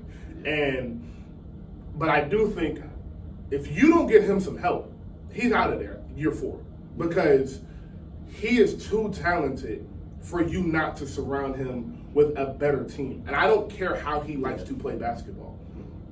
One person has won 1 championship. And I don't even really count LeBron's 2016 championship as heliocentric basketball because he had Kyrie Irving next to him. Yeah, exactly. Because they were losing until Kyrie played just as good as him. Exactly. Yeah. And in the 2 back-to-back in Miami, that was Eric Spoelstra's system. He was not playing heliocentric basketball then. No one wins playing that type of basketball. Exactly. So I don't see that changing just because Luka's putting up great numbers. Exactly. I just don't see that changing, and I don't think kind of to the point of Jokic with the way the NBA is playing, if you play the Warriors, if you play Memphis, if you play even Portland, I do want to talk about Portland for a second. If you play them, Dame, Ja, Jordan Poole, Steph, come here, Luka. Yeah. We will ISO you 12 minutes in the fourth quarter and have you exhausted to play offense. Look, bro, if I don't want to ISO you, Spencer Dinwiddie not stopping Steph Curry. Spencer Dinwiddie not stopping John Moran. Dog, listen. So it's like on the back end, I don't even think JaVale McGee I think JaVale McGee was a great pickup for them to help them with the rim protection, but it's still JaVale McGee, dog. So and I'm glad you brought up the help around him and the money. Davis Bertans making close to max money. Spencer Dinwiddie well over market value. Tim Hardaway, well over market value. And we talked about this a long time ago on the show, almost maybe like a year ago, maybe 2 years ago. Luka did not grow up in the United States. This is not the first professional basketball team he has been on. No. Luka was the MVP champion and then MVP of the championship in another league and left the next year. There are no ties to Dallas. No. If he has to, it won't be like, like we were talking about Lamar, like we would love Lamar leave, but he's in Baltimore. He has no connection to Dallas. No. He was not, listen, Luka was not going to be, it would be different if kind of in Europe, like, like Tim Duncan, he was really a project, and really work with him. No. Like, it was like Giannis. That's perfect example. If he was like Giannis, first couple of years, they really believed him, stood by him. He worked. No. Luka, no matter where he was going to go, he going to be an elite player. Yeah. So he doesn't see this Dallas Mavericks team as like, man, thank you for giving me the chance. It's like, oh, this is the team I play for right now. Facts. This is the team I play for right now. So in 4 years, Luka has 4 All-NBAs to show. Let's say 1 MVP, 0 finals appearances. He won't be in a blue jersey again. Because why would you be? Exactly. So why would you be? So, and I think that is the issue. To answer your questions, do I think they can, to give a straightforward answer, yes, depending on seeding. Right. Because I think he's that good to have them in the Western Conference Finals again. But if he got to see, like I said, Golden State, I think Memphis beats them because of the defense they will be able to. They will be able to throw 4 bodies on them. And they're so young and so athletic, they would be able to... Defense player of your candidate at the rim. Yes, they would be able to close out on shooters, and they're going to come at you every single possession. I'm glad you brought them up, because I want to hit on 2 more teams. First, the Grizzlies. Mm-hmm. Is it possible they're going to keep playing this well and shooting this well? Yeah. Especially Ja, because Ja's percentage has jumped 20. And... I will preface it. I'm gonna say this is a leading question. I believe it will. Spoiler alert, no lie. Do you think? Because I know you can shoot too. Mm-hmm. So what are you seeing? I want to see what are you seeing with Josh Hart? A couple things actually. One is the biggest thing, the most important thing. He just worked on it. Yes. Yep. 2, something I love that I did see that a lot of people wanted to see change is he didn't change his release. That's important to me because they was like, yo, forget the release. You get to the rim and we don't even need you to we don't need you to shoot like Clay and stuff, all that. Right. We need you to hit 2 threes a game. So people have to guard you at the 3-point line. So that is what I've seen. Those 2 things is that 1, he just worked on it. 2, he didn't change his release. 3, he doesn't think about it anymore. Exactly. Every time he wants to shoot a 3, he's just straight up into it. Last year a lot. You can go if you go watch full Memphis games last year, you will see so many times he'll go up into it and nah. Or he'll catch it and he'll pump fake and just dribble it back out. Or he'll catch it, pump fake it, and then he'll shoot it and it'll be short. Right. So that is the biggest thing and 1 and 3 work hand in hand. Because he put in the work, he's not hesitating to take that jumper anymore. Because he knows the work he's put in the offseason. So to the point, can they keep shooting like this? Yeah. Yes, simply because Ja is going to get open jumpers because you have to give something to him. Exactly. And if he gets to the rim, it's just what it is. You know what's happening. But he's probably the most improbable finisher in the rim I've ever seen. And not to say he's his left hand is incredible. Not to say he's not an elite finisher. He makes the most improbable shots I've ever. Falling down, getting pushed, throwing the ball at the rim. And it's super impressive, but I'm glad you said that about his rhythm. In the basketball nerd jump shot fixer discussion, there's a huge argument whether or not to change someone's release. Mm-hmm. I am on this side, and also on your side, is shooting is about personal comfort. If you shoot in a way you're not comfortable, regardless of the release, regardless of how fundamentally perfect it is, you're not going to be a good shooter. So him leaving that release alone was a very good sign early. Mm-hmm. And exactly what you said, a lot of his shots are perfectly in rhythm and balance now. Yes. So not only did the hesitation mess you up because you're thinking about it too much, your body physically, the rhythm resets. Yes. You catching and shooting. 100%. Catching as soon as you shoot, body square, ball is up. You don't have time to make the mistakes that you would before. Mm-hmm. And I think playing with great shooters, shout out Desmond Bain, is also helping him as well. Mm-hmm. Because Desmond Bain keeps providing, like you said, a bunch of games where he's catching and shooting. Desmond Bain's telling him, if you just catch and shoot it, you have a much better chance of making it. Yes. Even if you don't think you're an elite shooter. Mm-hmm. Because what you're doing is you're making it just a tick worse. Because you're making the shot harder for yourself. Mm-hmm. So I definitely think that he's shooting this well. I think Desmond Bane is a star, probably make an All-Star this year.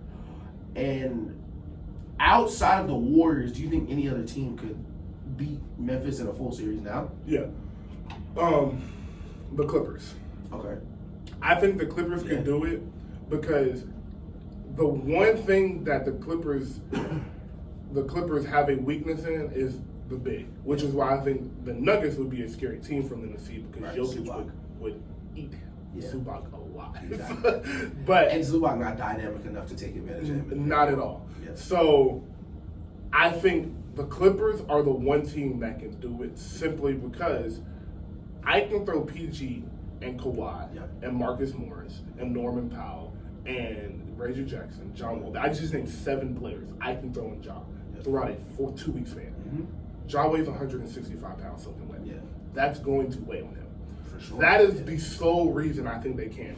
I don't think I love Clark, the big. I really do love because in today's NBA, your big does not have to be that skilled anymore. Yeah. Just jump out the gym and don't care about who you landing on. Right. Go up, block every single shot you can. Yeah. Just jump at the rim. Do whatever you every do. layup, jump at the rim. Yeah. Any if I throw the ball near the rim, jump at the rim. Exactly. That's it. I love their big that they have, especially somebody like Ja that puts as much pressure as he does on the rim. So I think the Clippers could do it. Another reason is if we talk scheme wise, why I think the Clippers could do it. Warriors is we'll talk about Warriors in a second, but Clippers scheme wise is one. Tyronn Lue is a phenomenal coach. He's been there before, and he's going to have them ready to play. Top 75. I didn't cut you off. Top 75 coach of all time. I can't believe y'all put Doc Rivers on that top 15 coaches list and did not put Tyronn Lue. I was appalled to see that. I'm not. Doc Rivers has been in the league for a long time. Do I think he should be in there? Absolutely not. But I'm not surprised. That's my point. The resume argument, Ty Lue might have a better resume. He might. No lie. He really might. He really might. So as far as scheme wise, when you look at the Clippers and how they're built very, very similar to the Celtics. Exactly. The Celtics have one more big than they do, and their main big, who is hurt, Robert Williams, is better than Zubac, but very similar build. Two very, very elite wings. PG is better than Jaylen Brown in my opinion. I'm going to say a lot, but he's better than Jaylen Brown. And Kawhi is as good as Jason Tatum. I don't really know if he's better than JT no more, but Kawhi is as good as Jason Tatum. I don't know either. This is assuming health. Kawhi gets back healthy. I don't know what's going on with his knee, but I'm praying for the sake of the NBA that he is fine. That he can basketball. Yeah, just basketball wise, that he can go, bro. So saying that they can go, everybody is healthy in this series. One, you can throw so many bodies at Ja. The other body you don't throw at Ja is on Dame. So in the fourth quarter, when we go these last 10 minutes, when everybody got their main 5 in, Kawhi is on Bane, PG is on Ja. Y'all got to deal with it. Yeah. Y'all got to deal with me every single possession y'all come down. And similar to Steph is just different because he is a 2-guard, a big 2-guard, but he's 6'3", so he doesn't play like one. But they don't have the wing defenders to stop PG and to stop Kawhi. Similar to they didn't have the personnel just to stop Steph and Wiggins last year. It was the same thing. That's who won them that Memphis series was Steph and Wiggins. Draymond had a good series, but offensively they didn't have anybody to deal with them too. Yeah. So you saw when Ja went out, their defense got a little bit better and they got tougher on the Warriors. I'm praying, as we said, that Ja's healthy in this series. So with him being on the court, Kawhi being able to get that switch, we just talked about weighing 165 something wet. Yeah. Hey, Kawhi can be like, hey, come here. Give me the switch. Oh, I'm going right to the low post. We're going right to the low post. Listen, I'm going right to the elbow. We're going right to the low post. And the thing about the Clippers is they got shooters. They got real shooters. Listen, Marcus Morris is a real shooter. Luke Kennard is a real shooter. Reggie Jackson is a streaky shooter, but when he gets hot, it's on. John Wall's jumper has gotten better. I'm not going to call him a shooter. But shout out John Wall. His jumper has gotten better. So, yeah, I just think they match up perfectly. Do I think Memphis can beat the Clippers as well? Of course. Yeah. Of course, because I think Ja is that good. I think if Ja was able to pull this off, Ja and Desmond Bane would be at the forefront of that. I think if they pulled it off, that would put Ja in that top 7 category. Yeah, he wouldn't be getting most improved votes anymore. Yeah, no more. So I really do think that is a series I would love to see. But to your point, yeah, I do think the Clippers are the only other team that will beat Memphis. Warriors. Let me just ask you, Steph Curry the best player on earth? Yeah. So I was talking to Tyrone yesterday, and I said Steph is hit 2010 Kobe and 2017 Bron. Yeah. That's where he is now. Yeah. The scary part about that, though, is in 2010, when we watched Kobe, we knew 2007 Kobe was a little bit better. Yeah. We knew Kobe was smarter, and we knew them jumpers that you got to hit, Kobe was going to hit every single time, just because that's, like, he had built it, like, he was Kobe. But 07 Kobe was the athleticism, the still, like, the elevation on the jumper. Right. I ain't got every injury in the world yet. I ain't pumping, I'm just going to jump. Yeah, exactly. So that was the difference. Now, you know me. I know you. We've watched a lot of Steph Curry basketball in the past 8 years. I think he's better than he's ever been right now. And that combining with that confidence of this championship, because it's not every shot that has mattered, he's hit this year. Every single one. And that is just the unwavering. You know, Steph's confidence has been out of this world. He shoots from 35 feet. His confidence is obviously ridiculous. He's been Steph Curry for his whole life.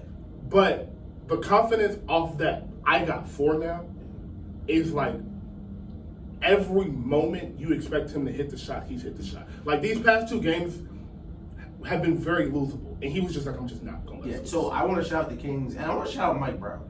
Mike Brown gets very underrated, easily one of the best defensive coaches of all time. And another coach makes his team buy in. Makes his team buy in. And that's why you see the Sacramento. They're the 10th seed right now. They've won 5 games. Are they gonna make the playoffs? Probably not.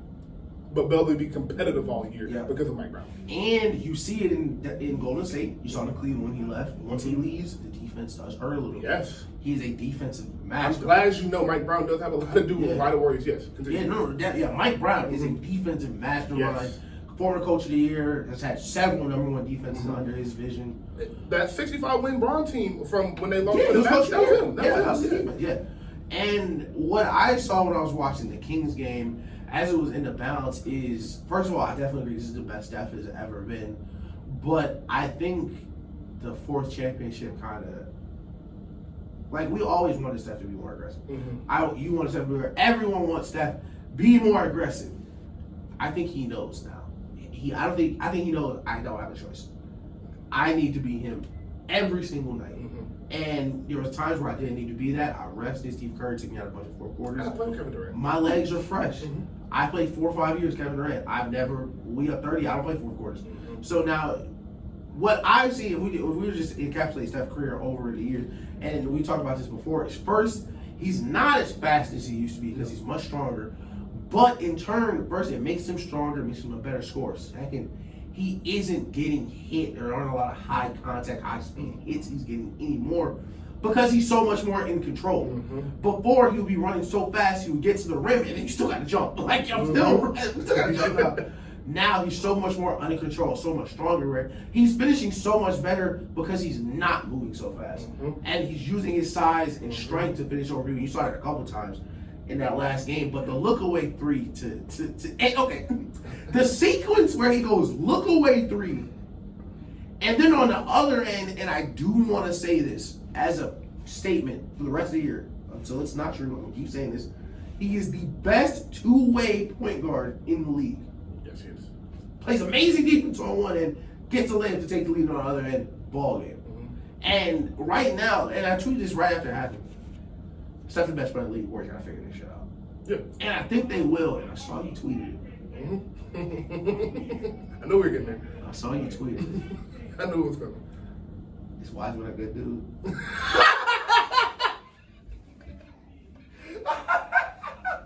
Is Wiseman a good dude? Does LaMelo Ball play basketball? I was worried. I didn't know if it was like some ball brother thing with their legs. But nope. LaMelo played it last night. And Wiseman, listen, there was a lot of people that played for the Warriors in that game that I saw. Didn't see much of Wiseman. Warriors Twitter posted old clips and Myers talking about, we'll develop players, but not at the cost of winning. It's not working out. Need a little defensive help on the bench. All right. So, Me and Ish have been debating 2 years whether the Warriors made the right pick. With Wiseman, I have conceded the argument. They did not. Hold on, gunshots. Turn that up. Gunshots in the chat. They did not make the right pick. Do I blame them for making that pick? No, absolutely. Okay. I understand it. And I explained to you why they made that pick this entire time. It's crazy, I agree. And we have talked about why Wiseman could have been so great in this system because they've never had anybody like him. Yeah. But I couldn't have predicted this. His attitude is awful. Fam, what is he doing? It's awful. Draymond should have punched him. Look, bro, I'm not going to say that. But Draymond should have punched him. Listen, I am a firm believer. We don't have merch, but if we had merch, one of the shirts would be "People don't get punched." Yo, so my question is, you're 20 years old. You've played 35 basketball games in 3 years. The Golden State Warriors just won a championship and did not face an elimination game. Who are you to be pouting that you have to set a screen? Fam, he went to ring night. He was smiling. Oh my God, it's all look at the ring on. It's all shiny. You watched that Celtics series? You thought it was fun? You thought they had fun play? Fam, the people who play on the Warriors that aren't Steph Curry, you think it's fun hitting your chest 30 times? You're playing fullback damn near. Bruh, the last shot wasn't the Cavs, where Klay Thompson just comes up and just erases him. Just erased him off the court. It was like Klay Thompson, feet not even on the ground. Fuck! I don't care. Yo, that's how you set a screen, Klay dog. Thompson left the ground. That's a flag in football. He launched to set a screen on him, bro. You think you 20 years. You are 20 years old, dog. Steph Curry got 4 championships. You think you're not finna set a screen for bro? Klay Thompson is the second best 3-point shooter ever. You think you're not finna set this back screen for him? You think you finna get to pout and stay on the court? You know what I thought was funny? They were working Ty Jerome in the system, and the Warriors have so many built-in rules. I understand it's hard to They were swinging at Ty Jerome's ring. Steph pushed him, and then his defender caught the ball. Like, get out the way. Yo, that is so funny watching early season, especially on the Warriors, because there's so many rules you have to know, bro. And James Wiseman was just lost. Just lost. And that's the thing is, seriously, reel it back in. Seriously, schematically, this is the issue. Just scored again? One, he has an attitude. He really has an attitude. That's an issue you got to work through within yourself. Yeah. 2, playing in the Warrior system is not fun until you understand it. Exactly. So I can understand as a young player how it can be frustrating, especially when you've been working on your midi all summer. And James Wiseman, defense, listen, I'm gonna shoot you some bail. You're not the biggest built guy. No. So, and the people guarding Steph Curry, I'm sure, are not letting up because you decide. Because I'm guarding Steph Curry and you set the screen, I'm dipping my shoulder. I'm surprised you don't see more of those fouls against the Warriors. Yeah. Because at the start of the game, I would just set the tone. Like, you better be locked into the screens. Yeah, facts. So, you're not gonna do that against Draymond, Joe, because Draymond will kick you in the nuts. But nigga might punch you. But yeah. So Wiseman has an attitude. Yep. And you can't win with that. The Warriors need one thing, and one thing at all. One thing. They need a backup big. Yep. To solidify their backup defense. DiVincenzo changes the dynamic completely of their bench. Why they went on that little mini losing streak? I think they lost for 3 in a row, whatever. The bench was awful. They have the best starting. That starting 5 is the best starting 5 in the league. Best net by a mile. By a mile too. Yep. By 11 points, 11.5 points. Denver second. The reason that is because we just talked about teams staying together. That 5-man unit, other than Wiggins, has been together for 10 years almost. Yep. And Wiggins just brought in. No issue, no problem, just brought in. So it seems like he's been there for 5 years the way he's playing. Jordan Poole, He's young. He's just got a contract. He got that's a lot of pressure. You in the Bay came off a championship. People know your game now, so people are scouting Jordan. Like people are preparing for Jordan. That's my thing. People are killing Jordan Poole, fam. The goal isn't to come off the bench and score 30, fam. If he comes off the bench and they have to guard him like a starter, that's the goal. You are relying, if Jordan Poole is getting double teamed, your bench players should be able to make that shot. Exactly. Now, DiVincenzo is there to help Jordan Poole. Jordan Poole is really good off ball. I would like to, I knew you had noticed that when we were while watching. Jordan Poole is really good off ball, so Dante gives him that ability to be able to play off ball. Exactly. And with that, all you're missing is a defensive presence on your bench. So, what's today? Sunday, November 13th. I am calling, and I don't do this a lot, but I'm calling for a trade. Yep. The Warriors need to get James Wiseman. I don't care what other. I would like to keep Kuminga because I see so much potential. But they got to get Wiseman out there and get a big in there. Wiseman is a 22-year-old, 7'1" big. I know somebody will take him and somebody else on that bench. So please, I think because the Warriors are nice guys, they drafted them. The Warriors are known to take care of their guys. Steph Curry is probably going to ownership when he retires. Klay Thompson will be able to do whatever he wants to go to say for the rest of his life. So they'll give him another chance. Yeah. This 2 weeks, they'll give him a little win streak, and they'll work him back into the rotation. And they're gonna give him 2 more weeks. And I think he's out of there by February if you don't buy it. This is what I would suggest. There's a lot of moving parts in the NBA right now, and I think a trade right now gives you a lot of upside potential. A very volatile market, so it could really go bad, it could really go good. What do the Pelicans want for that pick? Steven Adams in that pick? See, this is where it gets interesting. Because with the draft lottery system, they don't really know if it'll be the top pick. Because it could fall forward, whatever the case. But Pelicans already a super young roster. They already think they have the man in Zion. They don't know if they can get the first pick. We can get you James Wiseman, Johnny Kuminga. Your team's set. You don't need nobody else. Yeah. Get Steven Adams back. No, it's Valanciunas. Valanciunas back. Back up big. Plays defense, run the floor. But we're also waiting for draft night. Ball's landing the right way. You could be Steph handing towards the Victor. And it's a deal it's a hard sell for some, but it's a deal that could be done because you're talking to the Pelicans like, it's no way they keep playing this bad. It's no way they're going to finish the second worst team in the league. This is LeBron. At the end of the day, it's Braun. Braun not going to win 20 games. And if Braun do, he won't come back. Right. Braun not winning 20 games. Braun's not going to pass Kareem on a 20-win team. He'll sit out the rest of the season before he do that. Exactly. I think that it gives you a lot of wiggle room. But I will say this. I'm glad they did not trade him when I thought they should have. Because at the time, I thought Wiggins was more expendable than he is. Wiggins is a lifetime award. Wiggins is the second best player right now. Easy. Very easily. Easily. And he is. Wiggins is another one where you can see that championship helped his confidence because every three-pointer that's like, I need this one. Yeah. End of the quarter, we down 6, we need to come in 3. End of the game, we need this 3. So well.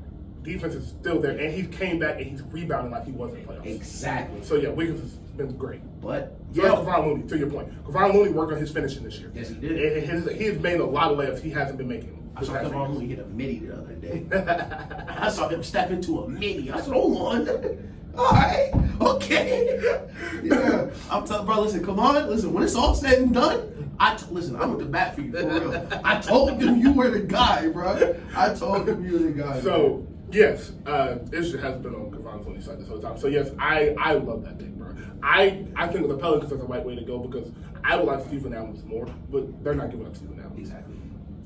I think the Pelicans, you could get the Pelicans to get up Valanciunas for Wiseman and Kuminga, and like you said, that's your core. You got your core now. Yeah. So, bro, yeah. They would have B.I., Zion, Kuminga, what's his name? Alvarado, Herb Jones, and James Wiseman. and CJ Cole. And those are 8. Those are great players. That's a great rotation. Yeah. So, yeah, I think that's very realistic, and I think the Warriors are smart enough to know. Because remember, we were talking about my whole thing for Wiseman was you were like, you kept saying the Warriors have won by playing this style of basketball for their entire run. So why would you change and go get a big when you don't really need one? Because you've proven that you can win without one. And my thing was, well, Jokic is coming, Embiid is coming, Gobert is here, and why not just add on to what you already do well?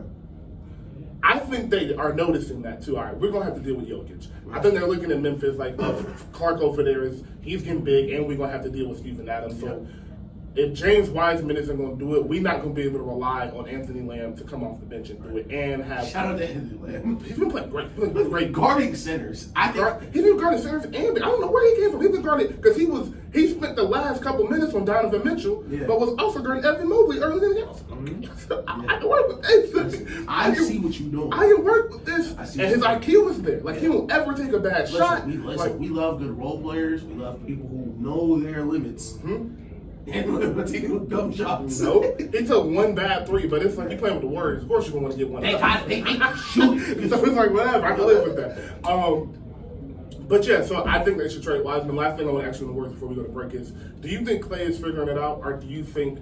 I don't think Klay's a good dude. A lot of people are really rushing to say Klay's a good dude, but I want to draw their attention to one thing: Klay Thompson was told he could not play basketball this summer. For people who don't know, when you take a large gap of playing, no, he didn't. He couldn't play. He was scared. Yeah, he couldn't play pickup. Fam, he went a very long time without playing basketball. Him shooting bad right now isn't like end of the world thing for me. And him playing defense not as great isn't the end of the world thing for me because first of all, he's not the defender he used to be, which is perfectly understandable. He was a great defender. Yeah, he's one of the best two-way players in the league. Off ACL and Achilles. You're not really asking him to do that on defense anymore because you have Wiggins. So that's not even his role. But I don't think he's going to continue to shoot bad because you do not forget how to shoot. Even if he is washed, you don't become washed and stop shooting. He's going to be fine. They're going to hit threes. And the ones that matter, he hit that one in Cleveland. I know you saw it. I know you saw it. So yeah, he's still hitting the ones that matter. And shout out Darius Garland. And a lot of his shot. The reason I'm not worried about his shot is because I see Klay Thompson missing for two main reasons. I'll go three. One is a simple reason. Some of these shots are like in his head. He's wide open. He's like, I need this for my rhythm, and it's just in his head. Two, he is his base is very too wide. It's too wide by a hair, and you know, like that. Your shooting base is so important because it's shorter. It's shoulder width apart. Yeah, shoulder width apart, and your shoulders are much easier to square when your base is a little bit closer than it is when you're wide, and that's why his shots are pulling to the right or to the left a lot. So I think that those two things, and I had a third one, and somebody just came in my peripheral and took my train of thought away because I was like, who the fuck is that? But I think they might be waiting on this too. But yeah, so I 100% believe that his jumper will come back. His mid-range, he's starting to stop taking so many threes. He's starting to get to the mid-range. So I think his jumper will come back. His defense, I think, is slowly but surely coming back. He had a very great stop on Donovan Mitchell towards the end of the game. I think one thing I've noticed from his defense is he's biting on fakes a lot. And that's hard not to do when you're coming back and trying to get in that rhythm. And on that last play, he didn't go for any fakes. Exactly. I know. Exactly. So that is the thing, though. The quick in and out. So you got to remember, like, these dudes, these moves are doing are very, very enticing to bite on. So it's like you just got to train your body not to bite on those fakes that he wasn't biting on earlier. So yeah, let's take a break and we'll get into some. I still want to talk about the Shout out to you guys. Shout out Apple Podcasts, YouTube. Missing anybody? Nope. Spotify. Spotify. Shout out Spotify. Yeah, welcome back. Shout out to y'all for voting as well. Oh yeah, shout out to y'all for voting. We have a runoff coming soon. But they control the Senate now, so it's not that important. But I guess it is. I don't really know that. No. My bad, y'all. I forgot I said that. No, because it stopped. The red wave stopped. If niggas can hold it off, it's already, well, just to touch politics, it's already the Republicans lost. Like, that is an L. That whole, all the seats they supposed to win, they didn't win, super big L. So if they can hold off on these last couple seats, it'll be pretty big heading into 2024. I know they was mad about that. I was watching it and I was like, what do we do as a party? It's so funny. It's hilarious. It's very weird what's going on in the polling because the parties, it's kind of hard to tell what party each space is going to be, because Hispanic and Black voters in certain states have completely moved red. Like you saw in Florida, where he won by millions of votes damn near. So, writing's on the wall. Ron DeSantis is going to run for president, but you know. Do you think? We can talk about this. Do you think Trump is going to run again? No. So DeSantis and Trump both can't run because, well, actually they're on the same ticket. But Trump knows he can't be the nominee, and the Republicans know he can't be the nominee right now because they don't want. So whenever party's in power, you want the election to be about them. You want them to. You want it to be, yo, this is what they've been in power. This is what's happening. Inflation, da da da da. But if Trump runs, the narrative can change back to, instead of it being a focus on Joe Biden and the things that they've been doing, it's we can't let Trump back in office. Okay. So that's why you see Donald Trump actually now attacking Ron DeSantis because he knows Ron DeSantis is probably going to be the guy. Okay, got you. Yeah. Okay, that makes sense. Yeah. With the stuff going on in Florida with the documents, the unclassified documents, and them subpoenaing him for court, do you think that impacts his run at all? No. His ability to run? No. So the documents thing is it was super weird because why do you have the documents? But it's also because the president has this, it's a nasty power where he could declassify a document and literally not tell anybody. So even if they were to subpoena him, he could in all seriousness, not a charge for it, sit down in the chair and said, I got home and waved my hand on these documents. I declassified them. Or I got home and thought to myself, these shouldn't be classified. No. You know. Okay. But the question still is, because it took him forever to even say that, is why did you have them in the first place? Right. Like Dave Chappelle said, you hate reading. Yeah. Why are you bringing home work with you when you didn't do the work to begin with? Right. So, but that's why the January 6th subpoena, things like that, that's why the Republicans do not want him to run, because the race wouldn't be about the things that should make this a landslide, because historically, when a president has such a low approval rate like Joe Biden has now, the party in power is supposed to lose a bunch of seats. Right. Obama lost 40, Bill Clinton, George Bush, all of them before. If you have a low approval rate, that midterm election should be a reflection of that, but it wasn't. Okay. And that's why it's kind of weird footing for them to try to decide what they're going to do. But you see a lot of Trump supporters moving to run DeSantis, but it really just depends who the Democrat runs as their nominee. Yeah, I that's what I've been wondering if old boy was gonna run again. Nah, Joe. I can't see him doing it. I just can't see Joe can't. Physically, I don't know. He couldn't run the first. Listen, unless there's a pandemic, he's not running, because he barely could run the first time. But because of COVID, there was only, I think, 2 debates, and they're COVID, empty auditorium, empty. And it was Trump, so it was like people was ready for him to get out. Exactly. People was ready for that because he could really run like, I'm not that nigga. That's all you really had. Yeah, you could I'm run not this nigga for real, exactly. bro. Like, That's no matter what I'm doing, I'm not gonna be this nigga. In fact, so yeah, we are overstaying our welcome here. But last 15 minutes, I wasn't linked in my bad. That was indeed. But I do want to talk about some music. Young Blue dropped the album this week. I heard a few songs off of it. It was pretty good. Last week, we talked about Drake and 21 so much, we didn't really mention how good Kodak's album was. His second album this year, actually, it was phenomenal. KTB. Yeah, it was phenomenal. So I will say, I'm very, very happy with the music we've gotten this year. I do believe we will get a few more really good albums this year. Metro's album is coming out in about a little less than a month. Nas just dropped King Disease 3. The people that love Nas and the King Disease series have said this is arguably the best one. Yeah. It's phenomenal.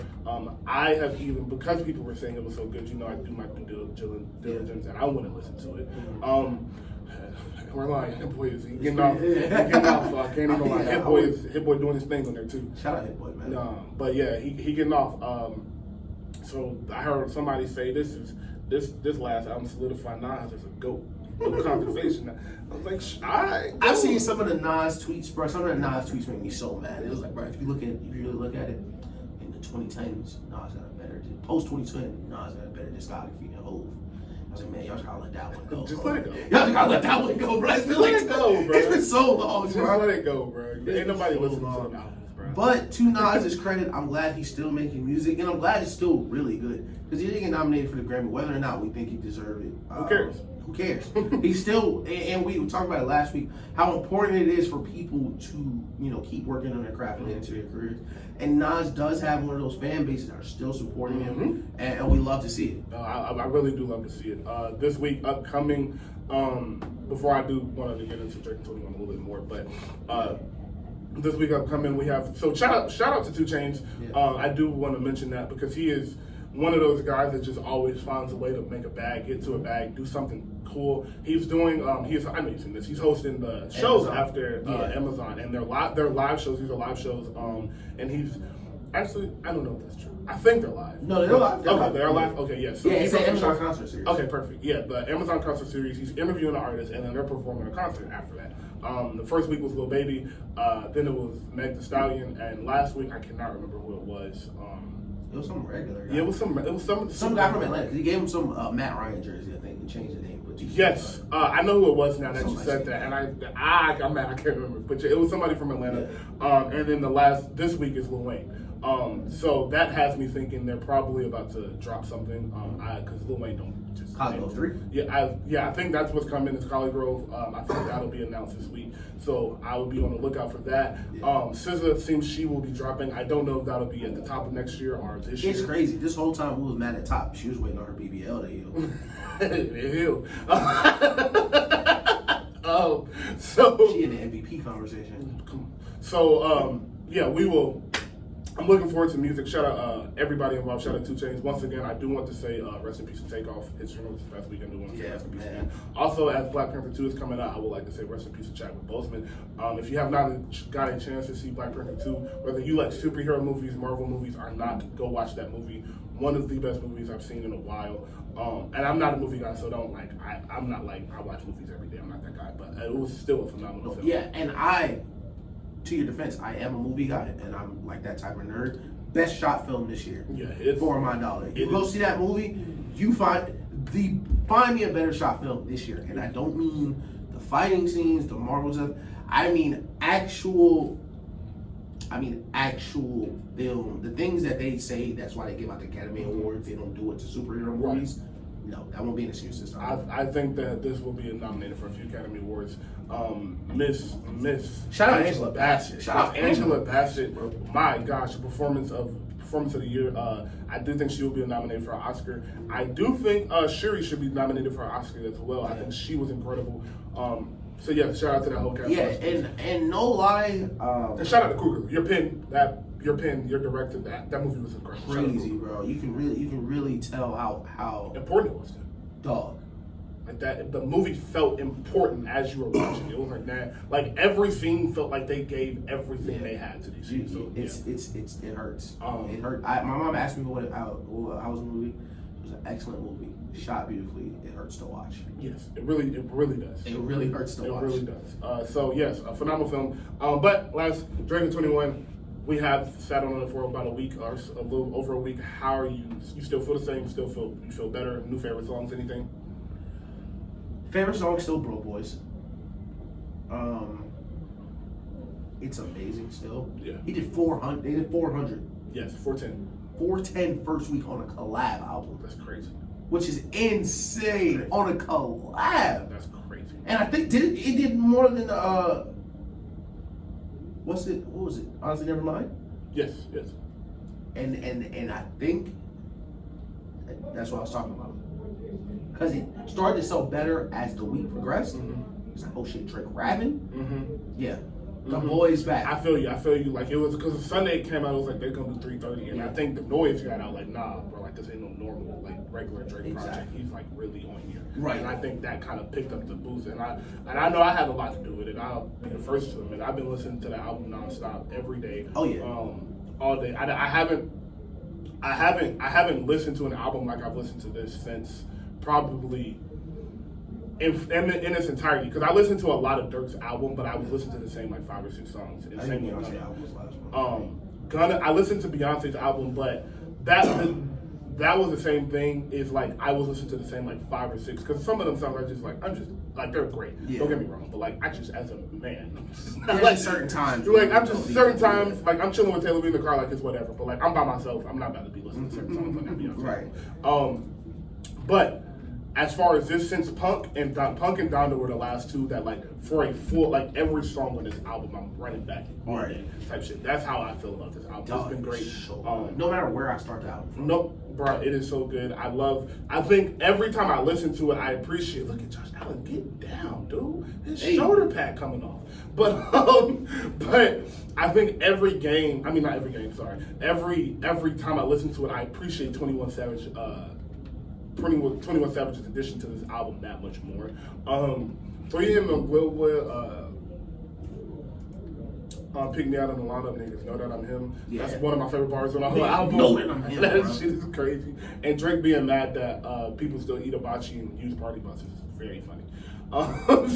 Drake's super funny. I love listening to Drake because I hate everything too, and Drake hate everything. Drake be like, y'all poor ass.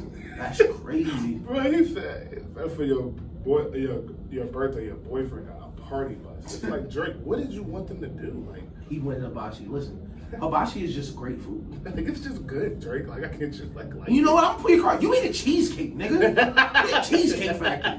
What do you mean we have hibachi? 2016. I promise you, Drake would been in cheesecake factory. Yeah, he's not eating a cheesecake factory. Drake got a cheesecake factory in his house. He probably never was eating.